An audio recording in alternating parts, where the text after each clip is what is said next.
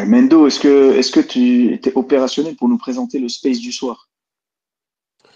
Yes. Donc du coup, suite au forfait de Joël Alvarez, qui devait affronter Benoît Saint-Denis lors de l'UFC 315, si je dis pas de bêtises, à Montréal, Mateusz Gamrot s'était proposé pour prendre le combat en short notice et selon Gamrot, BSD aurait refusé le combat et aurait choisi Kyle Prepolek, qui était un ancien combattant de l'UFC, hein, qui avait été out et qui est revenu pour ce combat. Et après sa victoire par soumission, BSD a call out du coup Gamrot en disant qu'il était opérationnel pour le combattre le plus rapidement possible. Gamrot était, pour rappel, devait affronter Ludovic Klein, qu'il a battu la semaine dernière par décision unanime. Et il a réaffirmé son envie d'affronter Benoît Saint-Denis et potentiellement en septembre à Paris. Donc bien qu'on soit encore au stade de probabilité, qu'il n'y ait rien d'officiel et que c'est des envies de part et d'autre, bah on va parler de ce potentiel match-up entre les deux combattants, analyser du coup le combat ensuite, et enfin donner nos pronostics de ce potentiel affrontement. Voilà, voilou. C'est carré. Merci à toi, Mendo. Par quoi on commence alors? Alors moi j'avais une petite question. Pourquoi Gamrot qui est classé du coup septième, que l'autre un mec qui est 13e. On sait que Gamrot avait call-out à l'époque Pimblet, mais il n'était pas intéressé. Il avait même call-out Sarokian, qu'il avait battu dans une belle guerre, tout le monde s'en souvient. Sarokian n'était pas intéressé. Je trouve quand même assez ahurissant d'avoir le 7e mondial qui call-out un numéro 13 sans qu'il y ait, on va dire, de bad blood entre les deux. Je sais pas ce que tu en penses. Ouais, c'est vrai que c'est assez bizarre, sachant qu'en plus, il était déjà matché contre Ludovic Klein. Au Exactement. moment où il se propose de monter au Québec pour affronter BSD, il devait affronter Klein quelques semaines après. Donc peut-être qu'il s'est. Bah, alors déjà, il s'entraîne avec Poirier à l'année, il s'entraîne avec Moïcano à l'année. Donc BSD, il a affronté trois gars de l'ATT, trois ou quatre gars de l'ATT. Donc je pense qu'il s'est dit que stylistiquement c'était un bon fight, Moi je pense qu'il y a, il y a aussi une question de hype, hein. BSD Klein c'est dur, compliqué et moins bien classé que BSD. Peut-être qu'il s'est dit que ce serait une bonne opportunité à prendre, tu vois.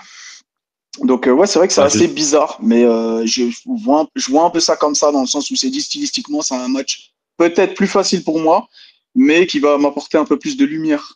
Parce que BSD, c'est quand même, malgré il était sur de grosses défaites, ça reste BSD, quoi. ouais, non, c'est vrai, c'est vrai. Bah, après, c'est vrai qu'il y a eu Gamrot, c'est quand même le gars sûr entre guillemets de Poirier. C'est un de ses sparring, un de ses principaux sparring. Il a été dans le camp de Poirier, si je dis pas de bêtises, lorsqu'il affrontait BSD. Je sais qu'ils se fréquentent un petit peu, Gamrot et Moïcano, mais il me semble que c'est pas un truc de ouf non plus. Faut me corriger si je dis des bêtises ou non. Il avait déjà affronté un mec de la ITT, là. Comment il s'appelle, le Brésilien, là? Thiago Moises. Moïse. Ouais. Ouais. Je crois qu'il Lui a quitté aussi, les ça, Titi c'était un mec. depuis, mais je crois que c'est un gars de les Titi. Ah ouais? Non, mais au Avant, moment où il a combattu ouais, BSD. ouais, c'était un gars de les Titi encore, parce que je crois qu'il est parti au Fighting Nerds à un moment, je crois. Exactement. Là, je crois qu'il est au Fighting Nerd. Je crois qu'il est au Fighting Nerd actuellement. Mais à l'époque, il était à la ITT aussi. Et est-ce que il n'aurait pas aussi fait partie de ce camp d'entraînement ou je sais pas. Mais en tout cas, je trouvais ça curieux de la part de Gamrot. On sait qu'il est pas très bien considéré par l'UFC. On se rappelle de ce qui s'était passé. Je crois que c'était à Abu Dhabi où en il a été boycotté par l'UFC à un moment donné où il a été mis en place pour un potentiel remplacement en cas de pull-out lorsqu'il y a eu l'affrontement entre je crois que c'était Volkanovski contre qui déjà? Contre Parachev, si je dis pas de bêtises. Il y avait un moment où il était placé pour un potentiel remplacement en cas de Ça en me cas de dirait. pull-out d'un des deux combattants pour la ceinture Ah, lightweight. je peux pas t'aider, ça me dit rien. Mais il avait été boycotté par l'UFC une première fois. Là, ça commence à. Je pense que l'UFC ne le considère pas forcément. Et donc, vu qu'il n'a pas forcément de plan pour lui, Je pense qu'il a envie d'être actif et il call out tout et n'importe quoi. Parce qu'il avait déjà call out il avait déjà call out, pardon, je suis fatigué. Il avait déjà call out Pimblet, il avait déjà call out Sarokan qu'il avait déjà battu. Les deux sont pas intéressés, donc là je pense qu'il veut rester opérationnel et lancer sur une série de victoires parce que là il sortait d'une défaite face à Ah, Dan Hooker. Hooker, ouais. Ouais, il avait perdu face à Hooker. Là il gagne face à Klein qui était sur 6 victoires de suite, si je dis pas de bêtises. Donc il aimerait bien se relancer avec un nom ranké, je pense, avec un nom qui est ranké, avec BSD. Ouais, bah, c'est le plus plausible, hein, pour moi. Je vois pas d'autres trucs, hein. Il y a Wosley qui vient d'arriver. Wosley, est-ce que tu as une théorie sur le call-out de Gamrot? Salam, bonsoir, j'espère que vous allez bien. Ça va Vous et toi, m'entendez, frérot? c'est bon? Comme Célène, là aussi. Parfaitement. Moi, je suis plutôt d'accord avec ce que Bendo a dit, hein. Je pense que Gamrot, il n'a pas trop de solutions dans la KT. Il a eu plusieurs défaites à des mauvais moments, donc il essaie de se relancer un petit peu. L'UFC l'a pas à la bonne. Et je pense quand même enfin, pour lui, dans sa tête, BSD, il le voit comme un match-up facile, quoi. Il le voit très prenable. Ouais, bon, on est De corda. la manière, parce qu'il déjà, il était dans la prépa de Poirier à l'époque. Il était très confiant pour Poirier. Et je pense que depuis le combat de Moïcano, il se dit que BSD, c'est gratuit pour lui, quoi. Notamment parce que debout, Benoît, il est pas. Enfin, si c'est pas lui qui avance, euh, c'est vraiment pas folichon. Alors que Gamrot, il fait pas vraiment de dégâts debout, mais il sait être très confiant. Il switch beaucoup. Benoît, il a quand même l'habitude d'être en gaucher contre des droitiers. Et au sol, à mon avis, Gamrot est très très sûr du fait qu'il saurait le contrôler. TFS, une réaction? Moi, je suis d'accord. Je suis d'accord. Et quand même, enfin, Ludovic Klein, c'est personne, personne, absolument personne, quoi. BSD, c'est quelqu'un aujourd'hui, quand même, tu vois. C'est connu et reconnu, tu vois. Même s'il est sur de grosses défaites, voilà, il a toujours cette image du Warrior. C'est un Européen en plus. Que je pense que, ouais, non, Gamrot, il voulait monter parce que je suis totalement d'accord. Bah, après, je vois pas autre chose, en fait. Qu'est-ce que tu veux voir d'autre quand tu vas shooter un mec, tu vas chercher un mec qui est derrière toi, c'est que déjà, t'as pas vraiment le choix, de un. De deux, on sait que Gamrot, bah, il est pas très aimé par l'UFC, mais il y a des raisons, on va en parler, hein. C'est clairement son style, hein. Clairement son style et même son personnage. Enfin, voilà, c'est loin d'être le mec qui a du flow et qui est populaire. Même si en Pologne, il est très populaire, hein. C'est quelqu'un en Pologne. Mais, donc, voilà. Et puis, en plus, même ses victoires, c'est toujours, c'est soit des splits, soit il gagne, alors que pour moi, après c'est mon avis, hein, mais des fois il gagne alors qu'il n'a pas gagné, voilà, il fait des splits un peu bizarres, enfin bref, voilà, donc c'est toujours en dents de scie, sa carrière est un peu en dents de scie, puis en même temps il y a pas la popularité, ça décolle pas aux États-Unis. Pourtant il est là-bas une grande partie de l'année, hein. Ouais, c'est vrai. Pour faire un petit peu la transition entre ce que vous disiez tous les deux, sans aller en profondeur dans l'analyse, hein, on va analyser ça après. Là, je pose quelques petites questions en amont. Mais à qui profite ce match-up? Et est-ce qu'il est crédible selon vous? Ah, tu parles pour TFS? là on parle de matchmaking, donc de potentiel match-up pour l'avenir là alors. C'est ça, Exactement. ok. Donc En prenant en considération que bah, Gamrot va être sur une série de victoires. BSD, lui, reste sur des défaites qui sont quand même cuisantes et il est 13e. BSD, BSD est 13e, Gamrot est 7e. Moi, j'ai plutôt l'impression que ce match-up profite un petit peu plus à BSD. bah alors Pas forcément stylistiquement, hein, oui, oui, parce oui. que stylistiquement, on va en reverra après. Bon, pour moi, ça reste quand même kiff-kiff, même s'il y en a un qui sera plus avantagé que l'autre. Mais en cas de victoire, je pense que bah, Gamrot va stagner dans le classement. Alors que si BSD gagne, bah, ce dernier peut passer devant Gamrot et atterrir 7e de la catégorie, ce qui serait son plus haut rang depuis son début de carrière à l'UFC. Non, mais clairement, ouais. Ouais, ouais, non, clairement, je suis totalement d'accord. Et si on recontextualise, on recontextualise un peu, c'est très crédible. Vraiment, je parle du matchmaking, du fait que ça peut arriver. C'est plus. Alors, il y a juste une sortie qui me dérange un peu. C'est que Gamrot, quand il va chez Elouani avant d'affronter Ludovic Klein, Elouani, il appuie vraiment sur le BSD, tu vois. Il dit vraiment, il y a BSD, il y a le bif, il y a le drama. Et c'est là qu'il dit, cher Elouani, il dit non, BSD, il a dit que c'était pas le soir là que je voulais venir, mais c'est pas vrai, j'ai les messages, c'était le soir là que je voulais venir et il n'a pas voulu m'affronter moi, il a préféré affronter près collègues, bref. Donc il dément totalement, il dit que BSD a menti, clairement. Qui dit que je crois qu'il dit un truc genre, c'est parce qu'un soldat fait, ou enfin un truc dans le genre, tu vois, il essaie de le piquer. Et après, il dit que, mais par contre, s'il bat Klein, il va chercher quelqu'un dans le top 10 qui voudra pas forcément affronter BSD, tu vois. Donc il y a ça, mais malgré tout, il y a BSD, on voit, il tire sur Twitter, fait pas ça en général, le BSD. Quand il dit qu'il y a la finale de la Ligue des Champions, que ça va être moins ennuyant que les combats de Gamrot, enfin, il fait une sortie comme ça, quoi. Il lui tire dessus, parce que Gamrot, il a quand même fait une sortie sur Twitter en mode t'as perdu tes couilles, hein, je suis grossier, hein, mais t'as perdu tes couilles, un truc dans le genre. Donc on sent aussi, même quand on voit BSD post-fight, au micro, que ça l'a piqué un peu dans son ego. Donc il y a un petit drama qui est né de ça. Et en vrai, je pense, parce que le décisionnaire, ça reste l'UFC, je pense que c'est un fight que l'UFC va vouloir faire quand même, parce que ben c'est win-win situation pour l'UFC. Ça, c'est même c'est même une bonne situation si BSD bat Gamrot, quoi. Parce qu'il relance BSD, Gamrot, ben, ils n'arrivent pas à le faire péter. Il n'y a pas le personnage, voilà, je ne vais pas rentrer là-dedans, mais ils échangeraient clairement un BSD contre Gamrot. Il est plus bankable, BSD, il a clairement, il a le public derrière lui, Gamrot, mais je trouve que c'est pas la même chose, tu vois. Ils sont pas en place ils sont pas en place en Pologne déjà. L'UFC en place en Pologne, c'est le KSW, hein, clairement. Donc en plus, ils peuvent faire un gros fight européen, main event ou co-main event de l'UFC Paris. Ils savent pas trop quoi faire, je pense, de Gamrot, tu vois. Donc, tu vois, par exemple, il prend Fiziev. Pour moi, il est dominé par Fiziev. Tu vois, Fiziev, il se blesse. Comment il s'appelle, l'immense gaucher qui a arrêté sa carrière, le Renoir. Euh, Turner. Turner. Il bat Turner. C'est un peu, voilà, en dents de scie. Il Bizarre, bat. hein, Bah, elle est bizarre la victoire. Il bat Tsaroukian. Pour moi, il bat pas Tsaroukian. Il fait plus de dégâts Tsaroukian, même s'il gagne quand même les échanges de Scramble dans la lutte. Donc voilà, pour moi, c'est un fight il y a de grandes chances que ce fight se fasse, malgré que Gamrot, après avoir battu Ludovic Klein, préférait peut-être prendre un mec mieux classé que BSD, avec la pression que met BSD derrière. Je pense que c'est un fight qui peut se faire.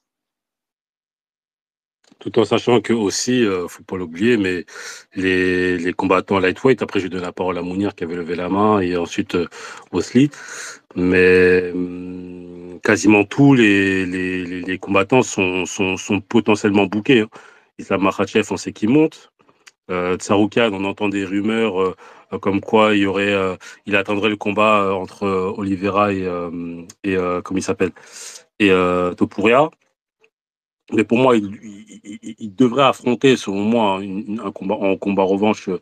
Gamrot et Tsarukyan, ça aurait été intéressant, mais bon, je comprends que Tsarukyan n'est pas intéressé. Guedi, on attend un potentiel combat face à Dan Hooker, qui avait déjà été reporté. Poirier et Max Holloway vont s'affronter prochainement. Paddy Pimblett, on entend des rumeurs comme quoi il va affronter Guedi. Dariush et Moïcano, normalement, devraient s'affronter, si je dis pas de bêtises. Fiziev, apparemment, il monte.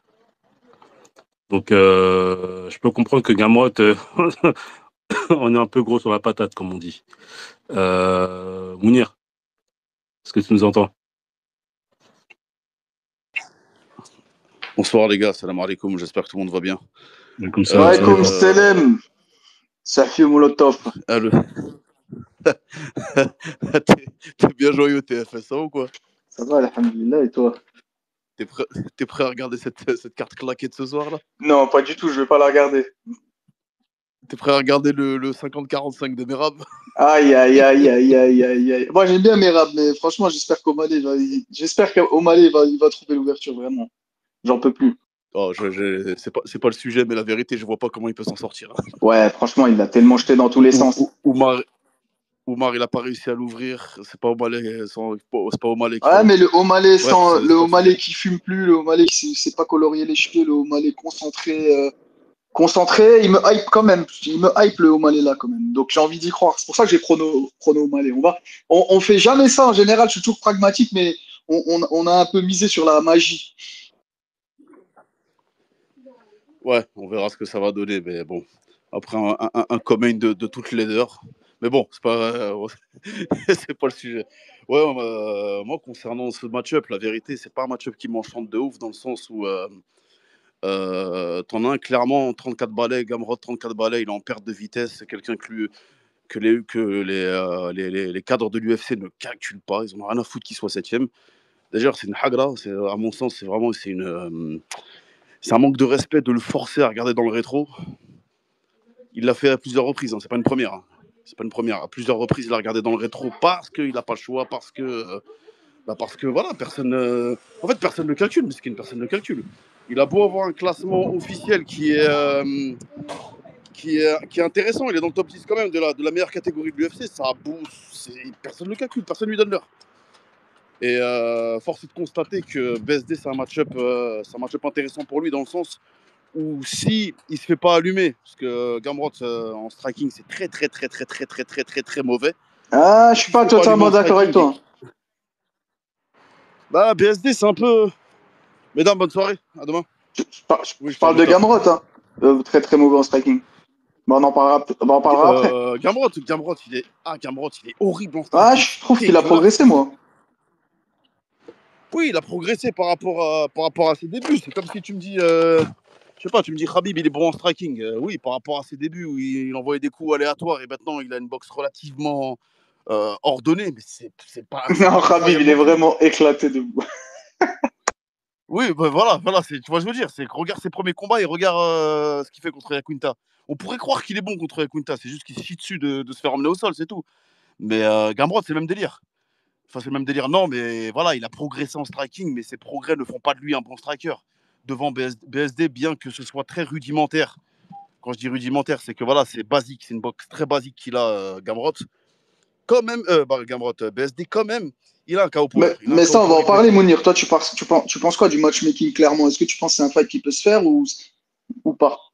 Bah, pour moi, c'est un fight qui peut se faire parce que malheureusement, malgré les classements officiels, BSD, c'est un plus grand nom que Gamrot.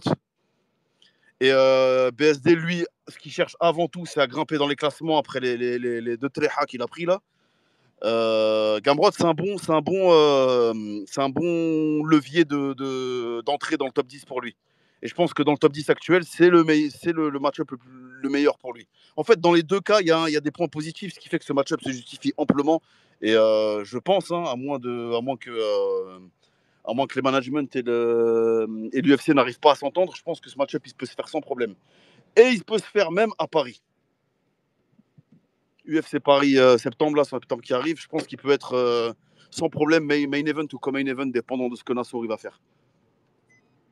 C'est une éventualité que Gamrot a réaffirmé en conférence de presse d'après combat, hein, où il disait que l'UFC Paris qui est en septembre lui laissait amplement le temps de se préparer, enfin de profiter de sa famille, parce que ça faisait un bon moment qu'il n'avait pas vu sa famille, et de repartir aux États-Unis pour s'y préparer. Donc ça peut être quelque chose d'intéressant. Il a dit ça, Mendo, parce que ça c'est important, ça. Moi je l'ai pas vu ça.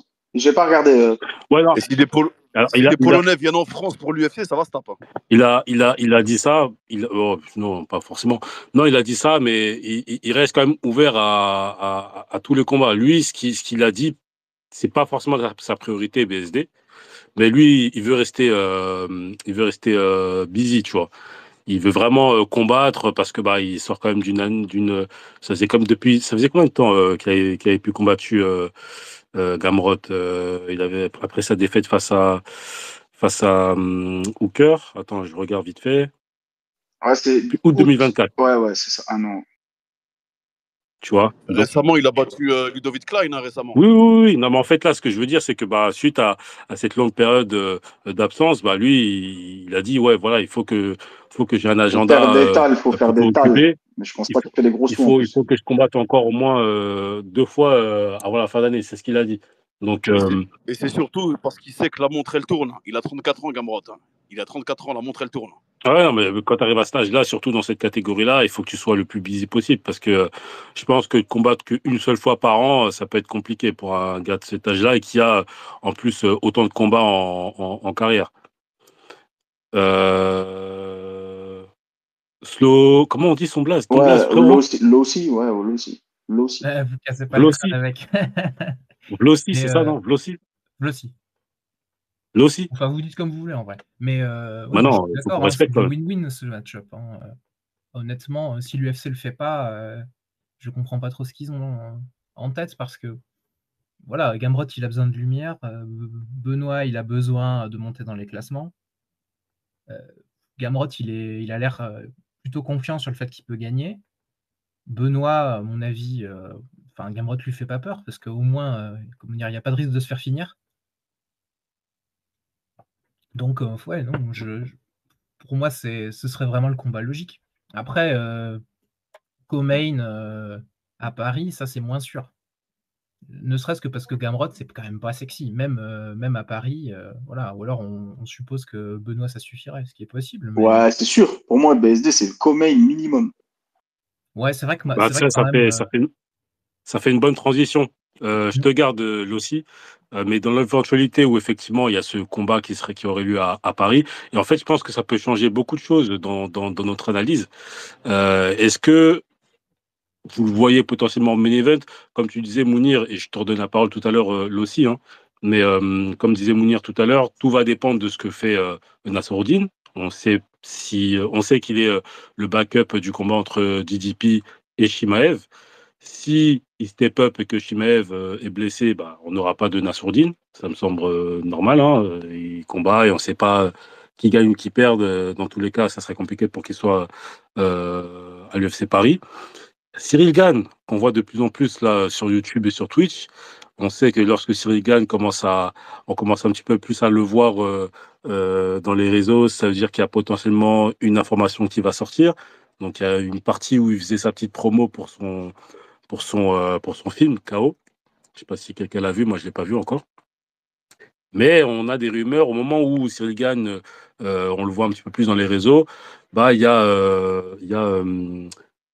comment il s'appelle le Russe là, le poids lourd. J'ai un trou de mémoire. Pavlovich. Sergei Pavlovich, qui a envoyé un message sur Twitter en disant que qu'un contrat a été signé. Donc peut-être il y aurait une possibilité d'avoir un combat à Paris entre Cyril Gane et Pavlovich. On ne sait pas. Mais en tout cas, est-ce que toi, Soli, tu vois, Lossi, pardon, tu vois un potentiel main event pour BSD ou un co-main event ou un co-main? Bah, ouais, voilà, ça dépend des 2 autres, quoi, hein, parce qu'effectivement, là, il y a 3 gros noms, qui sont, dans les classements, entre Nassour, Cyril, et Benoît et bah, ouais, ça va dépendre des 2 autres. Ce que je pense quand même, c'est que moi, j'imagine mal, Nas jouer la ceinture, même en étant remplaçant. La place de remplaçant, c'est quand même, le truc ingrat où tu viens, tu fais le poids, tu es payé, mais c'est très peu probable, qu'ils combattent. Dans le sens où même Que si demande le peuple aussi. Que demande le ouais, peuple. T'es voilà. pesé, tu viens, t'es pesé, t'es payé. Toutes les semaines, je le fais, y a pas de problème. Ouais, c'est ça. Mais après, moi, enfin, je pense que, Nassourdine, là, quand même, l'UFC, ils ont l'air de vouloir investir, sur lui. Enfin, en second plan quand même, mais, c'est possible qu'ils le mettent en plus en avant. Benoît, là, il revient, il est en train de revenir. Est-ce qu'il le mettrait, en main event? Je suis pas sûr. Et Cyril, même là, la question se pose honnêtement, hein. On en est à un point où je suis même pas sûr qu'ils le mettent en main event, même si ça a été, vraiment, comment dire? Le poster boy pendant, des années. Pour, Là, il est clairement, pour moi, plus bas. Mmh? ouais, excuse-moi, je te coupe, Lucie. Bah, pour moi, si Gane, il combat, il est main event tous les jours. C'est ce que j'allais dire, Wallah. Au-delà de la catégorie poids lourd, Exactement. regarde les rankings, regarde les classements. Ouais, non, mais en fait, moi, je suis d'accord sur ce principe-là, mais l'UFC, ils nous ont tellement habitués à de l'arbitraire, surtout en ce moment.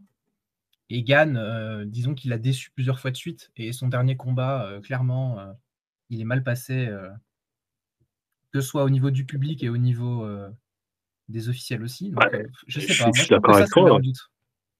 Je suis d'accord avec toi, mais PSD, ses dernières sorties, je parle pas de Prépolek, qui est une victoire plus ou moins qui a été très très très très très très bien gérée de sa part. Enfin très très bien. On en reparlera après, mais elle a été plutôt bien gérée. Mais BSD en main event, c'était une catastrophe. Faut se rappeler. Hein. Et, Oui, un- en et plus. le gros détail, c'est que s'il est en main event, c'est 5 rounds. Donc ça change la donne aussi sur le fight. Hein. Ça change la donne Ouais, également. complètement. Moi, Dans l'intérêt de Benoît, désolé Samir, dans l'intérêt de Benoît, je pense qu'il vaut mieux pas qu'il prenne un 5 rounds, hein. Honnêtement, lui, il a ses chances de victoire contre Gamrot, dans tous les cas, ce sera pas dans les derniers rounds. Déjà, il en a jamais fait 5. Et en plus, contre quelqu'un qui a un cardio infini comme Gamrot et qui a réussi à traîner des mecs plus forts au sol que Benoît dans les derniers rounds, on se souvient contre Saroukan, même si effectivement pour moi il n'a pas vraiment gagné le combat, n'empêche que 4e, 5e, surtout 5e, c'est clairement Gamrot qui le prend. Et il le prend dans l'appréhension. Ouais, non, je suis d'accord. Et Nassourdine, Sean Strickland, c'est main event pour moi, devant BSD Gamrot. Gann, Même Caillot. ouais, même contre Kaio, je suis d'accord. Gann, contre n'importe qui, c'est main event, devant BSD, à cause des dernières performances de BSD, tu vois. Si BSD, il avait que des winning streaks, ben, il aurait eu encore une fois main event, mais le dernier main event, c'est tellement mal placé que, voilà, ne serait-ce que pour ça, de toute manière, pour la hype, tu remets BSD, les gens qui sont pas, la majorité des gens qui vont venir à l'UFC Paris, ne sont pas des gens qui suivent le MMA toute l'année. Ils vont voir BSD, c'est mes ils vont dire ah, mais c'est celui qu'on a eu l'année dernière, là, vas-y, il s'était fait ouvrir, ça va être des trucs comme ça. Donc, et Gann, ça reste quand même, il est super populaire, Gann. Et là, il est mainstream, on le voit partout. Enfin, il vient de sortir un film, je crois, sur Netflix. Je crois que c'est sur Netflix, hein. Enfin, bref. Non, non, c'est. Oui, c'est ça. Et voilà, il y a Manon Fiorot, mais je crois pas que Manon Fiorot va combattre à l'UFC Paris. Je pense que c'est trop tôt, hein, avec le gros fight qu'elle vient de faire. Mais donc, Ouais, c'est ce que j'allais dire. Ouais. Est-ce que Manon elle pourrait potentiellement être un main event avec un combat face à Alexa Grasso, par exemple? Ouais, je pense que c'est un non-facteur, hein. Par contre, moi, je maintiens, à mon avis, Nassour, il peut passer devant Cyril pour la place du main event. ouais, c'est possible. C'est possible contre un Ouais. Strickland. C'est Attends, aussi ouais, la surtout logique. Strickland, il y a Ah, l'histoire. contre Strickland, ça, c'est main event obligatoire, hein, avec le bad blood qui est entre les deux, l'historique qui est entre les deux, les déclarations qu'a fait Strickland envers les Français, qui est quand même, il a été assez virulent sur les Français, mais c'est ce que beaucoup d'Américains pensent des Français, hein. Je sais pas si les gens sont au courant de la manière dont les Américains, les vrais Amerlocs voient les Français là. Ils nous voient de cette manière, un peu comme des lâches suite à la Seconde Guerre mondiale. Mais bref, parenthèse fermée. Effectivement, Nassourdine contre Strickland, c'est main event devant même Cyril Gane contre Pavlovich, selon moi, hein. Ouais, ouais, je suis même pas sûr. Hein. Gann, vraiment, comme il disait Posterboy. Ah, je suis même pas sûr. Mais logiquement, si on met un peu de sportif de sportif tout simplement, tu mets Nassourdine main event. Et puis, on a déjà eu Gann main event plusieurs fois, on a déjà eu BSD main event, on n'a jamais eu Nassourdine main event. Donc, Ouais, c'est vrai que c'est une valeur sûre, Cyril Gane. Ça reste le c'est visage. ça, tu vois, il y a beaucoup Pas de comme on gens qui dit. le connaissent, les jeunes, ils l'aiment bien, tu vois, les gens qui suivent pas forcément le MMA, ils l'aiment bien. Donc, ouais. Non, Bref, quoique, bon. point de vue marketing, non, t'as pas tort. J'avoue que c'est deux heavyweights, Pavlovich et le Ngannou blanc. Cyril Gane, bah, il a une image quand même positive aux États-Unis, les gens ils l'aiment bien. Et j'ai vu pas mal de messages de fans aux States qui disaient, mais je comprends pas pourquoi les gens n'aiment pas ce mec, il est toujours souriant, il est chill, etc., etc. Ouais, non, j'avoue, en termes marketing, ouais, je sais pas, je sais pas. Pour moi, c'est kiff-kiff. Les deux pourraient être main event, ça serait deux très beaux main events. En tout cas, sur BSD, du coup, il sortirait pas main event. Donc. On est d'accord. Donc, du coup, transition toute trouvée. Donc, on pense que finalement, ça va être un combat en 3 rounds, donc ce sera pas main event. Là, on va parler un petit peu plus analyse du combat. Déjà, on se dit que on part sur un 3 rounds. Comment voyez-vous ce match-up? Gamrot il a déjà fait des 5 rounds. On sait qu'il a un cardio. Alors, je pense pas qu'il a un cardio illimité. Je pense que, et là, c'est peut-être plus Mounir qui va plus me comprendre cette métaphore-là. C'est un gars, quand on le voit dans les échanges debout et quand on tape au corps, comme Hooker l'a fait, comme même Sarouki à un moment donné le faisait, que ce soit avec des kicks ou des coups de poing au corps, on sait que ça l'atteint bien. Il couvre pas. Enfin, sa défense de striking n'est pas extraordinaire, je trouve, à Gamrot. Pareil pour BSD, hein, mais bon, on détaillera ça tout à l'heure. Mais même face à Turner, je l'ai vu quand même un peu en difficulté au niveau du cardio. il a beaucoup de mal face à des mecs qui mettent énormément de pression, Gamrot. Il arrive à récupérer très rapidement lorsqu'il shoot. Lorsqu'il shoot, c'est comme, là, c'est peut-être Mounir, tu vas me comprendre, mais tu vois, quand tu joues au foot, t'es fatigué, mais quand t'as le ballon, et tu tapes des sprints de zinzin alors que t'es censé être fatigué. Gamrot, c'est le genre de type, quand il est fatigué, il va shoot, il va t'attraper en grappling ou en lutte, il va récupérer et il va te maintenir comme pas possible au sol pour pouvoir récupérer au mieux et capitaliser. On l'a vu face à Tsaroukian, on l'a vu face à même Turner, essayer de récupérer au maximum, même si ces victoires-là qu'il a eues face à Tsaroukian et Turner, ça a été un peu compliqué. Mais là, on est face à deux combattants qui ont, mine de rien, des défenses de striking qui sont très limitées. On a Gamrot qui est un excellent grappleur. Franchement, je me rappelle du combat face à Tsaroukian, mais les scrambles, c'était du miel. Ça, ceux qui kiffent le sol, c'était impressionnant. On sait que BSD il est costaud, quand même, beaucoup de puissance. Son grappling, c'est pas dégueulasse, mais c'est pas celui de Gamrot. Mounir, qu'est-ce que t'en penses? Moi, ce que j'en pense, c'est que Gamrot, il a énormément de cardio. Mounir, t'as regardé ou quoi? Ah, je suis en voiture. Non, je suis de la voiture, je rentre du taf là. En Bluetooth. Hein? En Bluetooth. Ouais. Je sais pas comment je retire cette merde là. Ah, parce qu'on t'entend comme si t'étais sous l'eau. Attends, je vais essayer de retirer. Oh, la violence du Bluetooth. C'est un post Naruto, quoi. C'est un pilote, là. Respecte le C4. Ouais, t'es en partout, mon pote. Non, essaie de régler ton son et je donne la parole à TFS, puis après je te redonne la parole dès que t'as géré ton son. Parce qu'en fait, je pense que ça sera pas forcément audible sur YouTube. Ça discrimine le C4, vas-y, je reviens. Vas-y. TFS, est-ce que tu veux réagir? Oui, la dynamique, ça va être compliqué d'entrée de jeu pour BSD parce que c'est la première fois que dans la dynamique d'un combat, ça va être lui qui va défendre la lutte.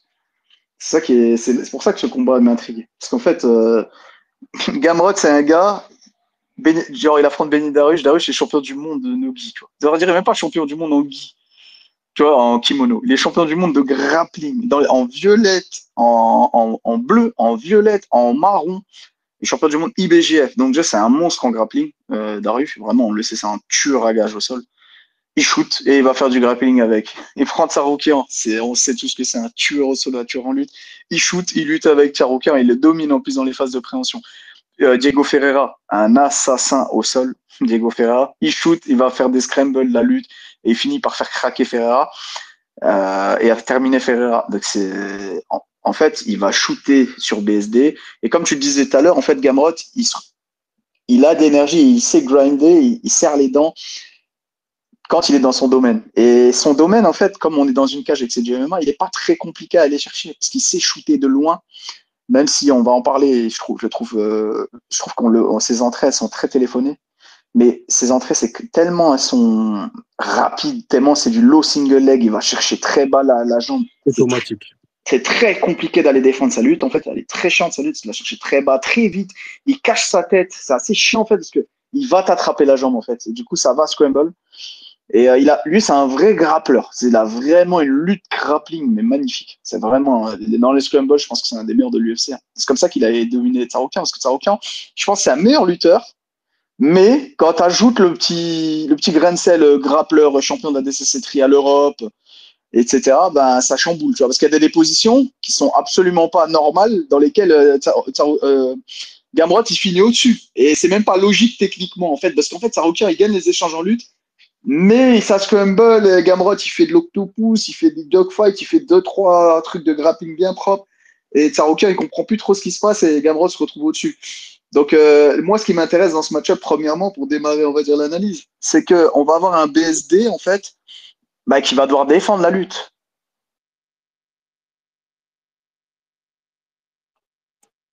Mounir, est-ce que ton son est réglé? Ouais, c'est bon, vous m'entendez bien là, normalement. Ouais, largement mieux. Ouais, je suis d'accord avec TFS. Hein. C'est un point que je voulais aborder. Il a raison de le dire. Gamrot, c'est quelqu'un qui a un très bon cardio uniquement quand il est dans son domaine de prédilection. Dès qu'on est dans de l'appréhension, dans du grappling, il est chez lui, il est comme un poisson dans l'eau. Mais dès que tu le sors de sa zone de confort, que tu le presses un petit peu et que tu commences à le malaxer un petit peu en striking, c'est plus la même personne. Et on l'a vu contre Hooker, on l'a vu contre. Après. Même face à Gouram, Turner, hein. ouais, même Turner, ouais, même contre Turner. Mais après, Gouram, il est un petit peu con. C'est un combattant qui est un petit peu con, mais Gouram, il avait toutes les clés pour gagner ce combat. Pour gagner réellement ce combat, je veux dire, attention. Parce que, C'est un vol, on est d'accord. ouais, c'est un vol clair. C'est un giga vol. Ouais, c'est à cause du knockdown, début du round 2, ça. Il y a eu des gros cris, c'était à l'apex, ça a crié fort, alors que c'était un léger knockdown, et pour moi, c'est ce qui a fait vraiment changer l'opinion des juges, quoi. Ouais, moi, ce que je pense de la défense de striking de Gamrot, c'est qu'elle est éclatée au sol. C'est quelqu'un qui ne sait pas se défendre correctement en striking. Par contre, il a un menton, et ça, c'est réel. Je me souviens de la droite que Dariush lui a mis. Une droite à la droite en mode couché, mais il s'est relevé, il a continué à combattre. Alors qu'il y a plus d'un combattant qui serait complètement KO sur cette droite-là. Parce que l'énergie cinétique entre la frappe et le fait que lui se relève en même temps, et que les deux se rencontrent, là, plus d'un combattant serait au sol et complètement chancelant et l'arbitre aurait arrêté. Il s'est relevé, il a serré les dents, il a continué Gamrot. Donc ça, je pense pas que ce soit un axe de travail pour Benoît d'essayer d'éteindre en striking Gamrot. Et en grappling, j'en parle même pas. C'est même pas la peine d'essayer de vouloir grappler avec Gamrot, avec le niveau qu'il a BSD actuellement. Du coup, la question que je me pose, c'est comment BSD peut battre Gamrot. Plus j'avance dans mon analyse de leurs armes respectives et du match-up potentiel de ces deux gars-là, plus je me dis qu'en vrai, BSD, il a aucune arme pour battre Gamrot. Il a rien pour le battre.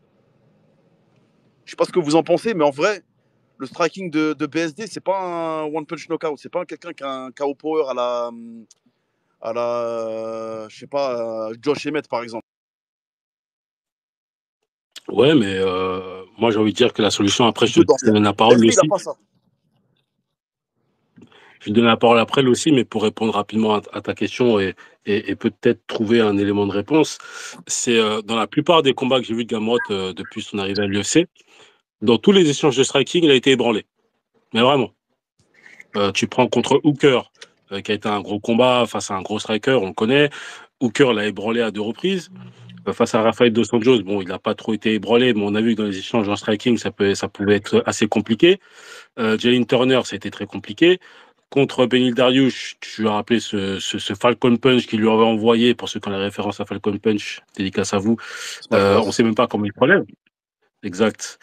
Face à Tsarukyan, pareil, il avait été ébranlé. Donc, en fait, et en plus, quand je repense un petit peu aux styles de combat de BSD, je reprends le combat qu'il faisait face à l'autre Brésilien. Et en ce moment, je suis tellement fatigué, j'ai des trous de mémoire de fou. Moïcano. Non, pas Moïcano, l'autre. Moïse. C'était pas Ferreira. Thiago Moïse. Face à Thiago Moïse. Je repense à ce combat-là et je repense aussi au combat qu'il fait face à Bonfim. Les kicks qu'il a envoyés au corps, franchement, défensivement, Gamrot, c'est compliqué. Alors, je sais que envoyer des middle kicks ou des low kicks. Gamrot, il te laisse saisit. Il va te prendre 1 ou 2 kicks. Le troisième, il le saisit, il l'emmène au sol. Ouais, peut-être. Mais ça c'est. On parlait tout à l'heure de défense de striking.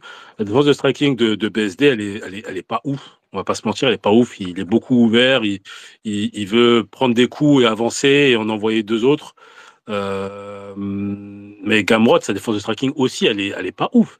Et j'ai envie de te dire, les combats que moi j'ai vus de Gamrot face à Hooker et face à Tsarukyan, même si effectivement sur les 3 kicks qu'il va t'en envoyer, Gamrot va t'en choper une.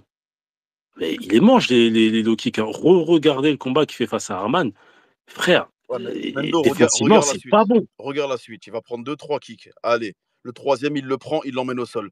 Maintenant qu'on est au sol, qu'est-ce que BSD fait contre Gamrot au sol? C'est là la question. Je suis d'accord avec toi. Vraiment, toi-même, tu sais, on a regardé tous leurs combats des deux côtés. Il n'y a aucune clé de victoire pour BSD au sol. Au sol, il ne peut absolument rien faire. La lutte, Non, sa victoire ne sera pas ça se forcément au discute, hein. sol. La lutte, ça se discute parce que BSD, physiquement, il est quand même plus fort, entre guillemets, physiquement que Gamrot. Sur la lutte, il peut y avoir des choses. S'il arrive à développer un clinch Muay Thai pour essayer vraiment de le saper niveau cardio, de le matraquer de coups de genoux, éventuellement lancer les coups de coude, essayer de le tabasser comme il faut, mais je ne suis pas sûr qu'il ait ses armes BSD. Mais si, ça va. Non, il a ses armes, BSD, quand même. Il n'a pas tout oublié de ce que lui a appris Voirin. Bon, même s'il ne le mettait pas forcément en pratique, mais il a ses armes, justement. Ne serait-ce que pour épuiser. Je l'ai pas vu mettre ça en pratique. Hein. Je l'ai pas vu, je l'ai rarement vu. Non. Là aussi, vas-y, si peut-être là aussi, il a des arguments à apporter aussi. Vas-y. Ouais, en fait, par rapport au striking, je suis d'accord, hein, Gamrot, sa défense, elle est pas ouf. Hein. Et puis, offensivement, il n'est pas dangereux. Mais en fait, ce qu'il fait, c'est. On voit que c'est quand même compliqué à gérer pour certaines personnes parce qu'il travaille quasiment que en ligne et il switch beaucoup. Et il est assez confortable en gaucher comme en droitier. Donc, c'est pas grand-chose, mais ça suffit à en perturber plus d'un. Et tous les noms que vous avez cités en striking, c'est quand même intéressant de noter qu'ils sont tous meilleurs que Benoît debout, et assez nettement. Notamment, ils savent cadrer. Et Benoît, bon, ça c'est assez compliqué. Donc, ouais, Gamrot, il n'est pas à l'aise quand on le cadre, oui, mais bon, est-ce que Benoît, il saura le faire de toute façon? Moi, je suis bien d'accord avec Mounir hein, sur l'aspect clinch. Je pense que ça peut être un chemin de victoire pour Benoît, mais comment il arrive en clinch et comment il reste au clinch? Parce que Gamrot, dès qu'il y a accrochage, on est parti pour le manège. Quoi. Il ne va pas se laisser. Il ne va pas rester dedans et rester dans un échange en clinch debout. Tes fesses. Ouais, c'est compliqué stylistiquement en fait. Pourquoi? Parce que BSD, je pense pas qu'il a la capacité technique de faire ce qu'a fait Turner ou ce qu'a fait Dan Hooker. Ça veut dire faire reculer Gamrot. Quand tu le fais reculer, tu lui mets du doute. Parce qu'en fait, les deux, ils sont longiligne. Ils ont fait un travail. En fait, Hooker, il était très relâché, Turner aussi. Il travaillait sur un coup, il travaillait en ligne, au corps. Ils ont envoyé un bon jab, bon bras arrière, au bon moment. Ils étaient ancrés dans le sol bas. Et ça chamboulait Gamrot qui devait faire des entrées très téléphonées. Ensuite, ils donnaient leur vie pour juste se relever, pas donner accès au dos, pas donner de position. Ils se relevaient et refaisaient le même travail. Donc, il y a un travail à faire. Il y a deux manières de battre Gamrot. La première, c'est d'avoir un niveau international au sol comme Dariush. On a vu qu'avec Tsaroukian, on ne s'est pas passé. Même si c'est bon pour moi, il a gagné ce combat encore une fois, mais il y a le striking, ça c'est un truc que BSD ne peut pas faire. Et le deuxième truc, c'est le battre au sol. Et ça, pareil, c'est moi où je pense que ça va pas être si simple, c'est d'amener au sol BSD. Déjà, je pense qu'il est puissant et je pense qu'il va très bien se servir de la cage pour peser sur Gamrot. Et là, son salut, il est dans le dirty boxing. Ouais, son salut, il est là. On a vu contre Prepolek, même si, moi, il y a un truc qu'il faut que je pose là quand même, c'est que je trouve que BSD, il est quand même lent. Et moi, vraiment, je trouve qu'il est quand même lent, les gars, vraiment lent. J'ai l'impression qu'il est plus lent qu'avant. Ouais, Je l'ai trouvé contre Prepolek, j'ai l'impression qu'il est devenu plus lent. Alors, je sais pas si c'est parce qu'il était posé en mode, voilà, il voulait faire les choses tellement bien, proprement, qu'il n'a pas rushé parce que c'était le retour, il fallait absolument gagner. Peut-être qu'il y a ça aussi, hein, le stress quand même. Je pense qu'il y avait quand même un minimum de stress. Mais moi, je m'inquiète vraiment quand je vois son niveau contre Prepolek. Alors attention, il roule sur Prepolek, on est d'accord. Après, il se fait toucher 4 fois salement sur des bras arrière. Et au sol, Moi, j'ai pas été convaincu par son trophée de victoire. Voilà, au sol, il a tendance à se précipiter. Et moi, son salut, pour moi, hein, le chemin de victoire, c'est faire du sale. C'est casser les bras à Gamrot très tôt dans le combat, essayer de faire reculer Gamrot. Et je suis d'accord avec Mounir, il peut attraper. Il attrape beaucoup les low kicks. Attraper un middle, ça peut être dangereux contre un gaucher qui fait monter la jambe en high kick. Je pense qu'il va arriver, il va spam les middle high kick et que Gamrot va shooter. Gamrot va shooter. Déjà, ça va être de l'orgueil entre les deux. Il sait. Parce que la majorité il a 70% de ses victoires, il n'y a que des victoires par finish BSD. 70% de ses victoires, c'est au sol. Hein. Donc BSD, de toute façon, c'est ce que je dis là, tout le monde le sait. C'est un grappleur BSD. Et là, littéralement, tu affrontes un des meilleurs grappeurs de la KT, tu vois. Après Charles Oliveira et Sam Arachev. C'est un assassin au sol. Donc en fait, stylistiquement, je suis d'accord avec tout le monde, en fait, c'est que Il n'y a pas vraiment de chemin où on se dit si il va là, il a les armes pour le battre. Le seul vraiment endroit où je verrais, c'est il défend la lutte, ça fatigue Gamrot, il travaille bien avec sa jambe arrière. Et dans le dirty boxing, bah, il arrive à ouvrir Gamrot, quoi. Il arrive à tabasser Gamrot sur le dirty boxing. Et il disait un truc intéressant aussi, c'est que Gamrot, il a une ambidextrie, une vraie ambidextrie. Par exemple, quand il affronte Dariush, il a affronté Dariush en gaucher. Il est resté beaucoup en gaucher, parce que Dariush, il est gaucher. Il a affronté beaucoup de gauchers d'ailleurs, Gamrot. Et ça, c'est une vraie arme, du coup, quand il va affronter BSD. En plus d'avoir les mecs de l'Etiti qui connaissent très bien BSD, qui l'ont préparé plusieurs fois, il a l'ambidextrie et il se déplace énormément, Gamrot. Il reset beaucoup. Alors, défensivement, il prend des coups, mais il bouge beaucoup. Il reste pas là dans la boîte à prendre des coups bêtement à la tête. Donc, je suis d'accord que c'est pas ouf. Tu peux le travailler au corps, tu peux le toucher. Mais non seulement il a un menton, mais il est tout le temps en mouvement. Et en plus, BSD a pas de knockout power. Donc, ouais, stylistiquement, c'est vraiment un fight qui est compliqué. Et moi, le petit grain de sel que je veux ajouter, c'est que moi, sa dernière performance, physiquement, clairement, ça se voit qu'il est toujours puissant, qu'il est puissant. De toute façon, que c'est un des 70 les plus puissants d'un KP. Genre, il doit être fort. Et il y a pas mal d'adversaires qui le disent, qu'il est vraiment puissant physiquement. Et même Poirier le dit, qu'il ne pensait pas qu'il le voyait, puis il le voyait fort. Mais il le craignait pas techniquement, en fait. Je crois que c'est ça qu'il disait Poirier. Mais dans son dernier combat, je sais pas, je le trouve quand même lent. Les gars, je le trouve lent. Lent. Et contre Gamrot, ça va. Sur 3 rounds, en fait, ça peut être un combat très dégueulasse où on a un Gamrot qui shoot, et qui arrive à obtenir des positions. Même si je le vois pas forcément soumettre BSD, bah, qui arrive à avoir des positions, en fait, et qui arrive à marquer ses points. Tu le vois pas soumettre. Tu le vois pas Gamrot soumettre BSD. Non, franchement, je pense compliqué pas. Je pense qu'il est dur à soumettre quand même.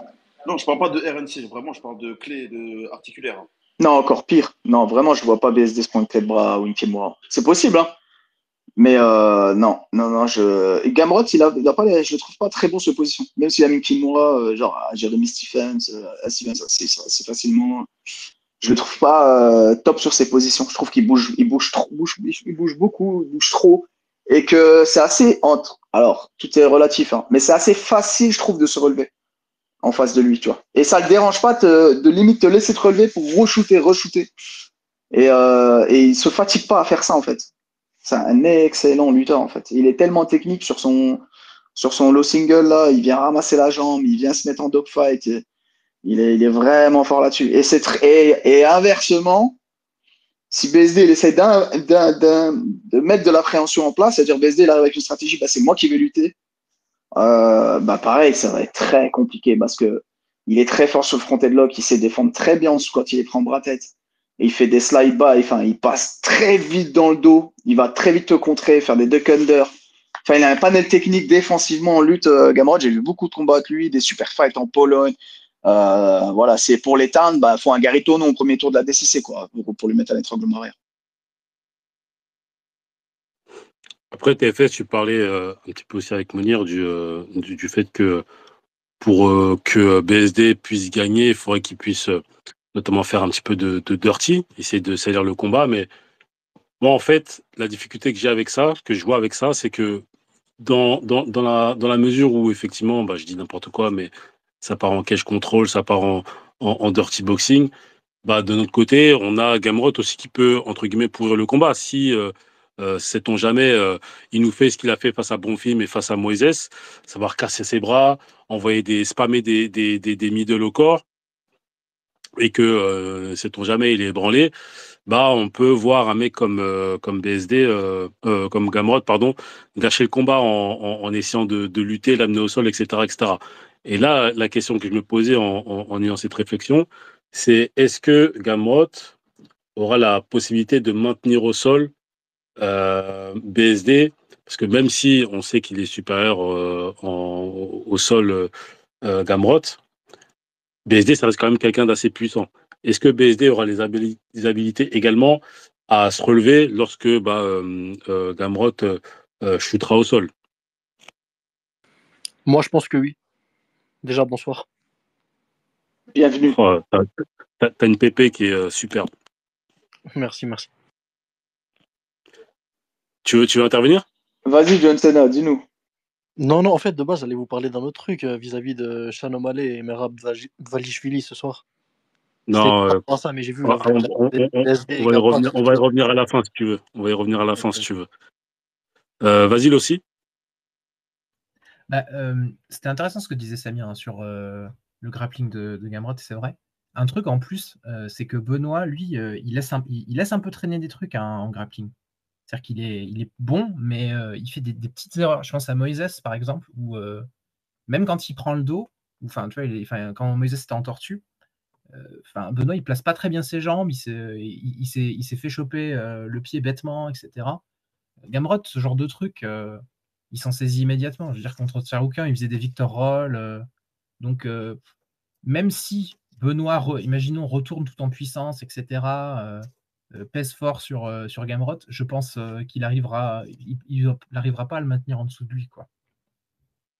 Donc, ouais, pour moi, en grappling, c'est limite, Benoît, il devrait envisager le combat où lui doit pas grappler. Et c'est pour ça que je trouve le match-up super difficile, quoi. Lui aussi, il a dit Victor Roll. Ah, t'es trop chaud, lui aussi.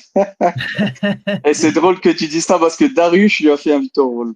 Oui, c'est vrai en plus. Ouais, ouais, ouais. Il lui avait servi alors que d'habitude, moi, le premier que j'avais vu faire ça à l'UFC, c'était Gamrot, hein. Ouais, bah, Même, c'est parfois, il lui y en qui a. m'a appris ce que c'était parce que je connaissais pas cette variation-là et je suis allé voir ce que c'était après le combat. Il y a plein d'autres qui l'ont fait avant lui. Mais c'est vrai que, on va dire, ouais, sur la scène, sur les grosses têtes, quoi. Mais pour ceux qui voient pas, c'est un espèce de Kanibazami. Bon, pour ceux qui voient pas non plus, Kanibazami, c'est le ciseau dans les jambes, là. Le petit ciseau, là, que nous a fait la dernière fois comment ça s'appelle, celui du Fighting Nerds? Maurice Ruffy. Le petit ciseau mixé avec un contrôle pour rouler, pour prendre une clé de genou, en fait. Voilà, c'est une espèce de petite roulade dans les jambes, en fait, pour attaquer. Enfin, si tu le fais bien, tu es directement sur une clé de genou, par exemple. Mais ouais, il a un espèce de. C'est ça, en fait, c'est du grappling qu'il fait. T'as l'impression qu'il fait un Granby roll, mais en fait, il rentre en clé de jambe, en fait. C'est ça. Ouais. Bien vu, la petite ref.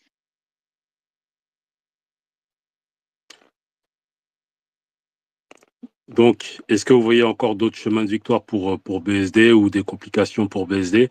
Je pense qu'on est tous unanimes pour dire qu'effectivement, Gamrot a beaucoup d'armes pour gagner ce combat. On pense que effectivement, BSD devra être fort sur ses jambes, éviter d'aller au sol face à Gamrot et que ses chemins de victoire pourraient potentiellement être debout. Est-ce que vous avez d'autres éléments à rajouter? Ouais, les teams. Gamrot, il a des mecs, des assassins des lightweight avec lui. Je pense à Grant Dawson, qui est aussi un très bon lutteur, un très bon ice scramble, très bon en grappling. Et Renato Moicano, bah, qui a dominé BSD sur le sol, même si je Ouais, pense que j'allais le dire. je pense pas que Gamrot a la top position de Moicano. Je le trouve exceptionnel Moicano sur son, parce que lui, c'est vraiment le jujitsu, JJB, à old school position, comment il se pose dans la demi, comment il va chercher la montée, comment il capitalise sur les erreurs de ses adversaires, Moicano. Moi, il m'a impressionné sur plein de combats où il était dominé, knockdown, et il sort son jiu-jitsu et il annihile les gens. Je trouve il est trop sous-estimé, le sol de Moicano, sur regarde sa carrière, beaucoup d'étranglements et que des étranglements arrière. Donc, c'est un assassin au sol. Je pense pas que Gamrot a la capacité de faire ça, mais par contre, il a toute une team de tueurs, et encore, on parle que des connus, hein, toute une team de tueurs. Donc, c'est ça qui est chiant aussi, c'est que bah, pour BSD, c'est que tu affrontes un mec qui a toute une team qui te connaît par cœur, il s'entraîne, il peut littéralement dans le camp amener des mecs bah, qui ont transpiré avec BSD dans la cage. Donc, ouais, il y a aussi ça, le facteur-là. Est-ce que Nicolas Haute, la team de Haute, va avoir les moyens humains aussi de préparer un gars comme Gamrot? C'est vrai que ça peut être problématique. Comme tu l'as dit, les combattants de la ATT connaissent bien BSD. Et est-ce que BSD va pouvoir avoir, avec sa nouvelle team, une grosse team autour de lui pour préparer un combat de ce calibre? Parce que même si effectivement le plus gros combat qu'il a eu, BSD, ça reste quand même Poirier, Gamrot, ça reste quand même quelqu'un. C'est vraiment un grand quelqu'un dans ce milieu-là. Et est-ce qu'il aura la possibilité d'avoir une team aussi fournie que celle de la ATT? Non, mais est-ce qu'il aura une team d'aussi bonne qualité? On peut compter sur Nicolas Haute, hein, mais bon, ça va être chaud. Mais c'est vrai qu'effectivement, Gamrot part avec un avantage assez conséquent donc, du fait que la team de la ITT connaissent déjà très très bien BSD. Après, ils ne connaissent pas forcément le nouveau BSD. Est-ce qu'ils peuvent changer du tout au tout BSD en un aussi court délai depuis le changement de team? Non. Mais peut-être que Nicolas Rock pourra apporter certaines choses que BSD n'avait pas forcément dans son bagage technique et Est-ce que, stylistique. est-ce que BSD a déjà affronté un aussi bon grappleur et un aussi bon Ah lutteur? non. Ah, tu vois, c'est ça aussi. En fait, c'est ça qui me gêne. C'est que la force du BSD, c'est le sol. Lutte sol. Pression, lutte sol. Et là, tu affrontes un mec, littéralement, c'est la même chose. Pression, lutte sol. Sauf que c'est deux jeux différents. Et attention quand même à pas dormir sur le BSD, parce que tu prends un mec old school comme Darush, qui va venir mettre en place underhook papillon ou overhook papillon, juste se relever, ou qui va scramble un peu, mais faire des choses simples, bah, il a annihilé complètement le sol de Gamrot aussi. Après, et je pense qu'il y a vraiment un bon sol BSD. Mais moi, le petit truc qui me gêne, c'est le dernier combat qu'il fait où bah, physiquement, je le trouve pas comme d'habitude, moi. Ouais, non, c'est Vas-y sûr. aussi. Je voulais en parler justement parce que on parle aussi de comment réagir, comment il va réagir en grappling, etc. Est-ce qu'il a le niveau? Mais moi, je trouve que physiquement, est-ce qu'on n'est pas déjà, on parle du nouveau BSD, Mendo, mais est-ce que le nouveau BSD, c'est pas un BSD qui est déjà en train de régresser? Physiquement, je veux dire. Parce que là, moi, je suis complètement d'accord avec Samir, il était plus lent. Et c'était pas juste une lenteur de prudence, quoi. On dirait que même quand il parle, son élocution, on dirait que de mois en mois, ça s'empire. Est-ce que dans quelques mois, il ne sera pas déjà à un stade où on voit que ses performances dans la cage sont sensiblement moins bonnes?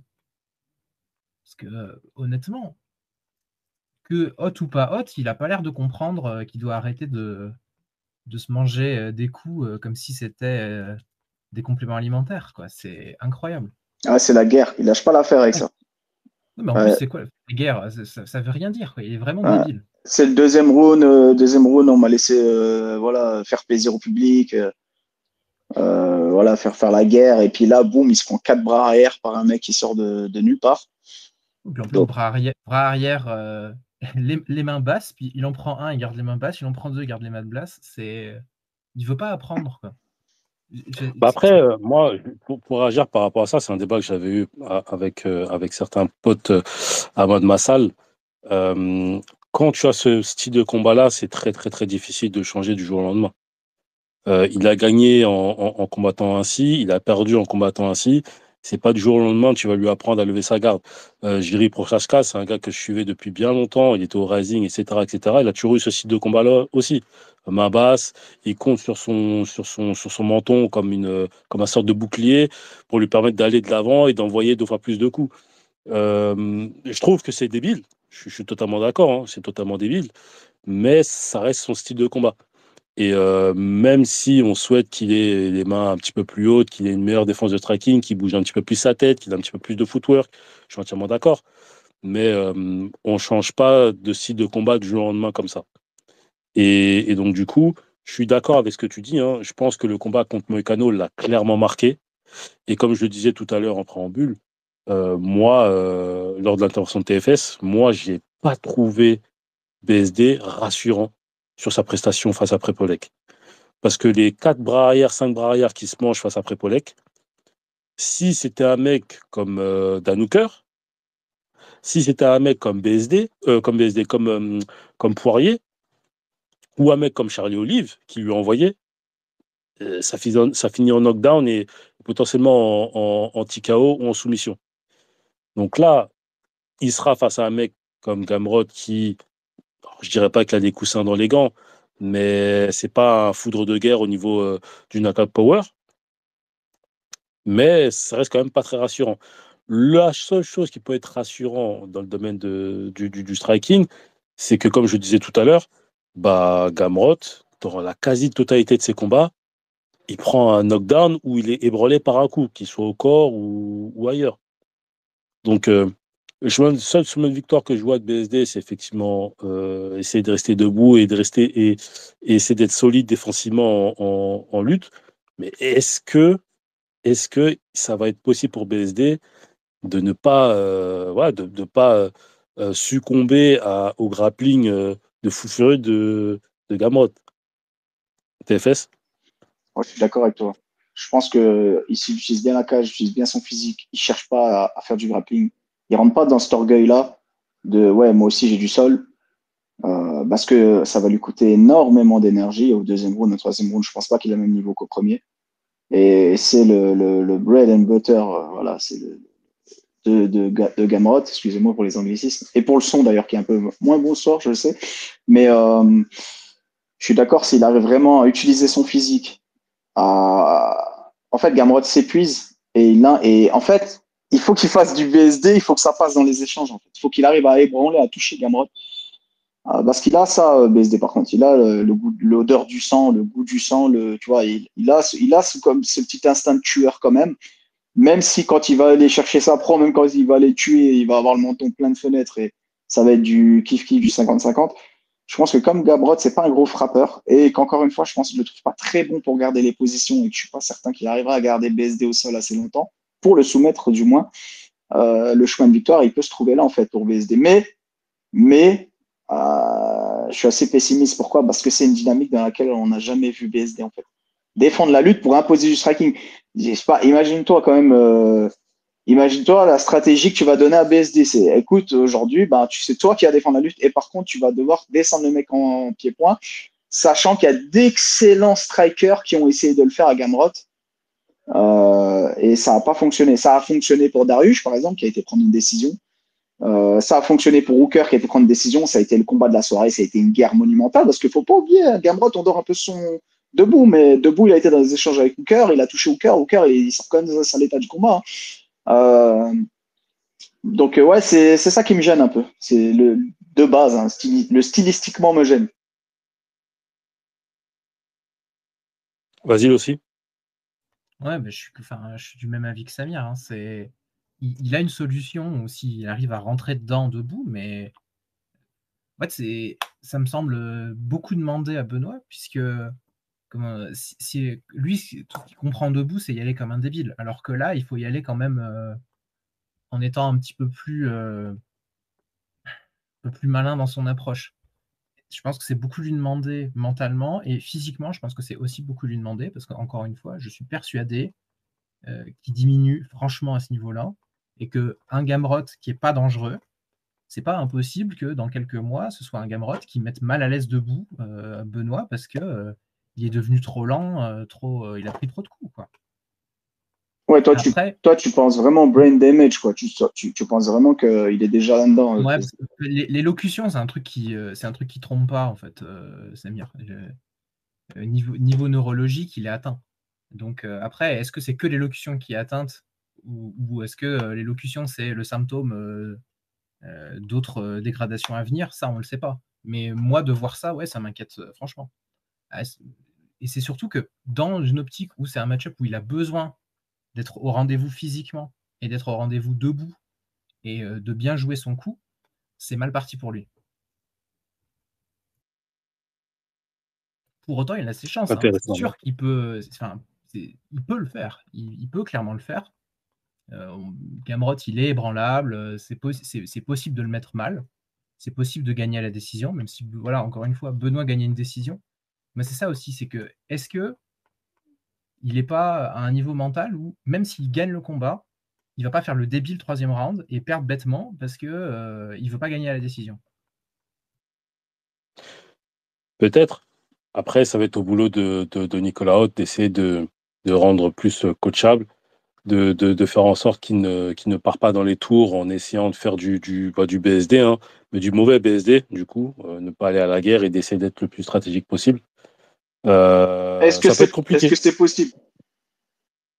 Ouais, c'est ce que j'ai. Ça peut être compliqué parce que BSD, ça reste quand même un mec qui est têtu et encore une fois, tu changes pas du tout au tout. Même si dans une interview, BSD faisait comprendre que il avait changé et que il appréciait la manière de Hott de coacher, qu'il l'écoute beaucoup plus, etc., etc. Mais quand je vois le deuxième round qu'il fait face à Prepolek et qu'il s'en vante en plus derrière, hein, moi, je sais pas. Je sais pas. Et, il y avait un extrait qui était drôle aussi, je sais pas si vous avez vu, où BSD, il a envoyé. Non, c'était Hot qui envoyait V'là les low kicks, v'là les low kicks, v'là le low kick. Et Hot lui demandait de réagir et de contrecarrer ses low kicks. Et genre, en gros, BSD disait, mais en fait, tes low kicks, je les sens, mais ça me fait pas grand-chose et tout machin. Et t'avais pas mal de coachs ou de pratiquants de MMA qui avaient vu cette vidéo et qui se sont dit, mais putain, mais en vrai, BSD, il apprend rien en vrai, tu vois. Dans le Ouais, bah sens où écoute ce que dit ton coach et applique, point barre. Ne dis pas, ouais. oui, mais ça me fait rien, applique ce qu'il dit.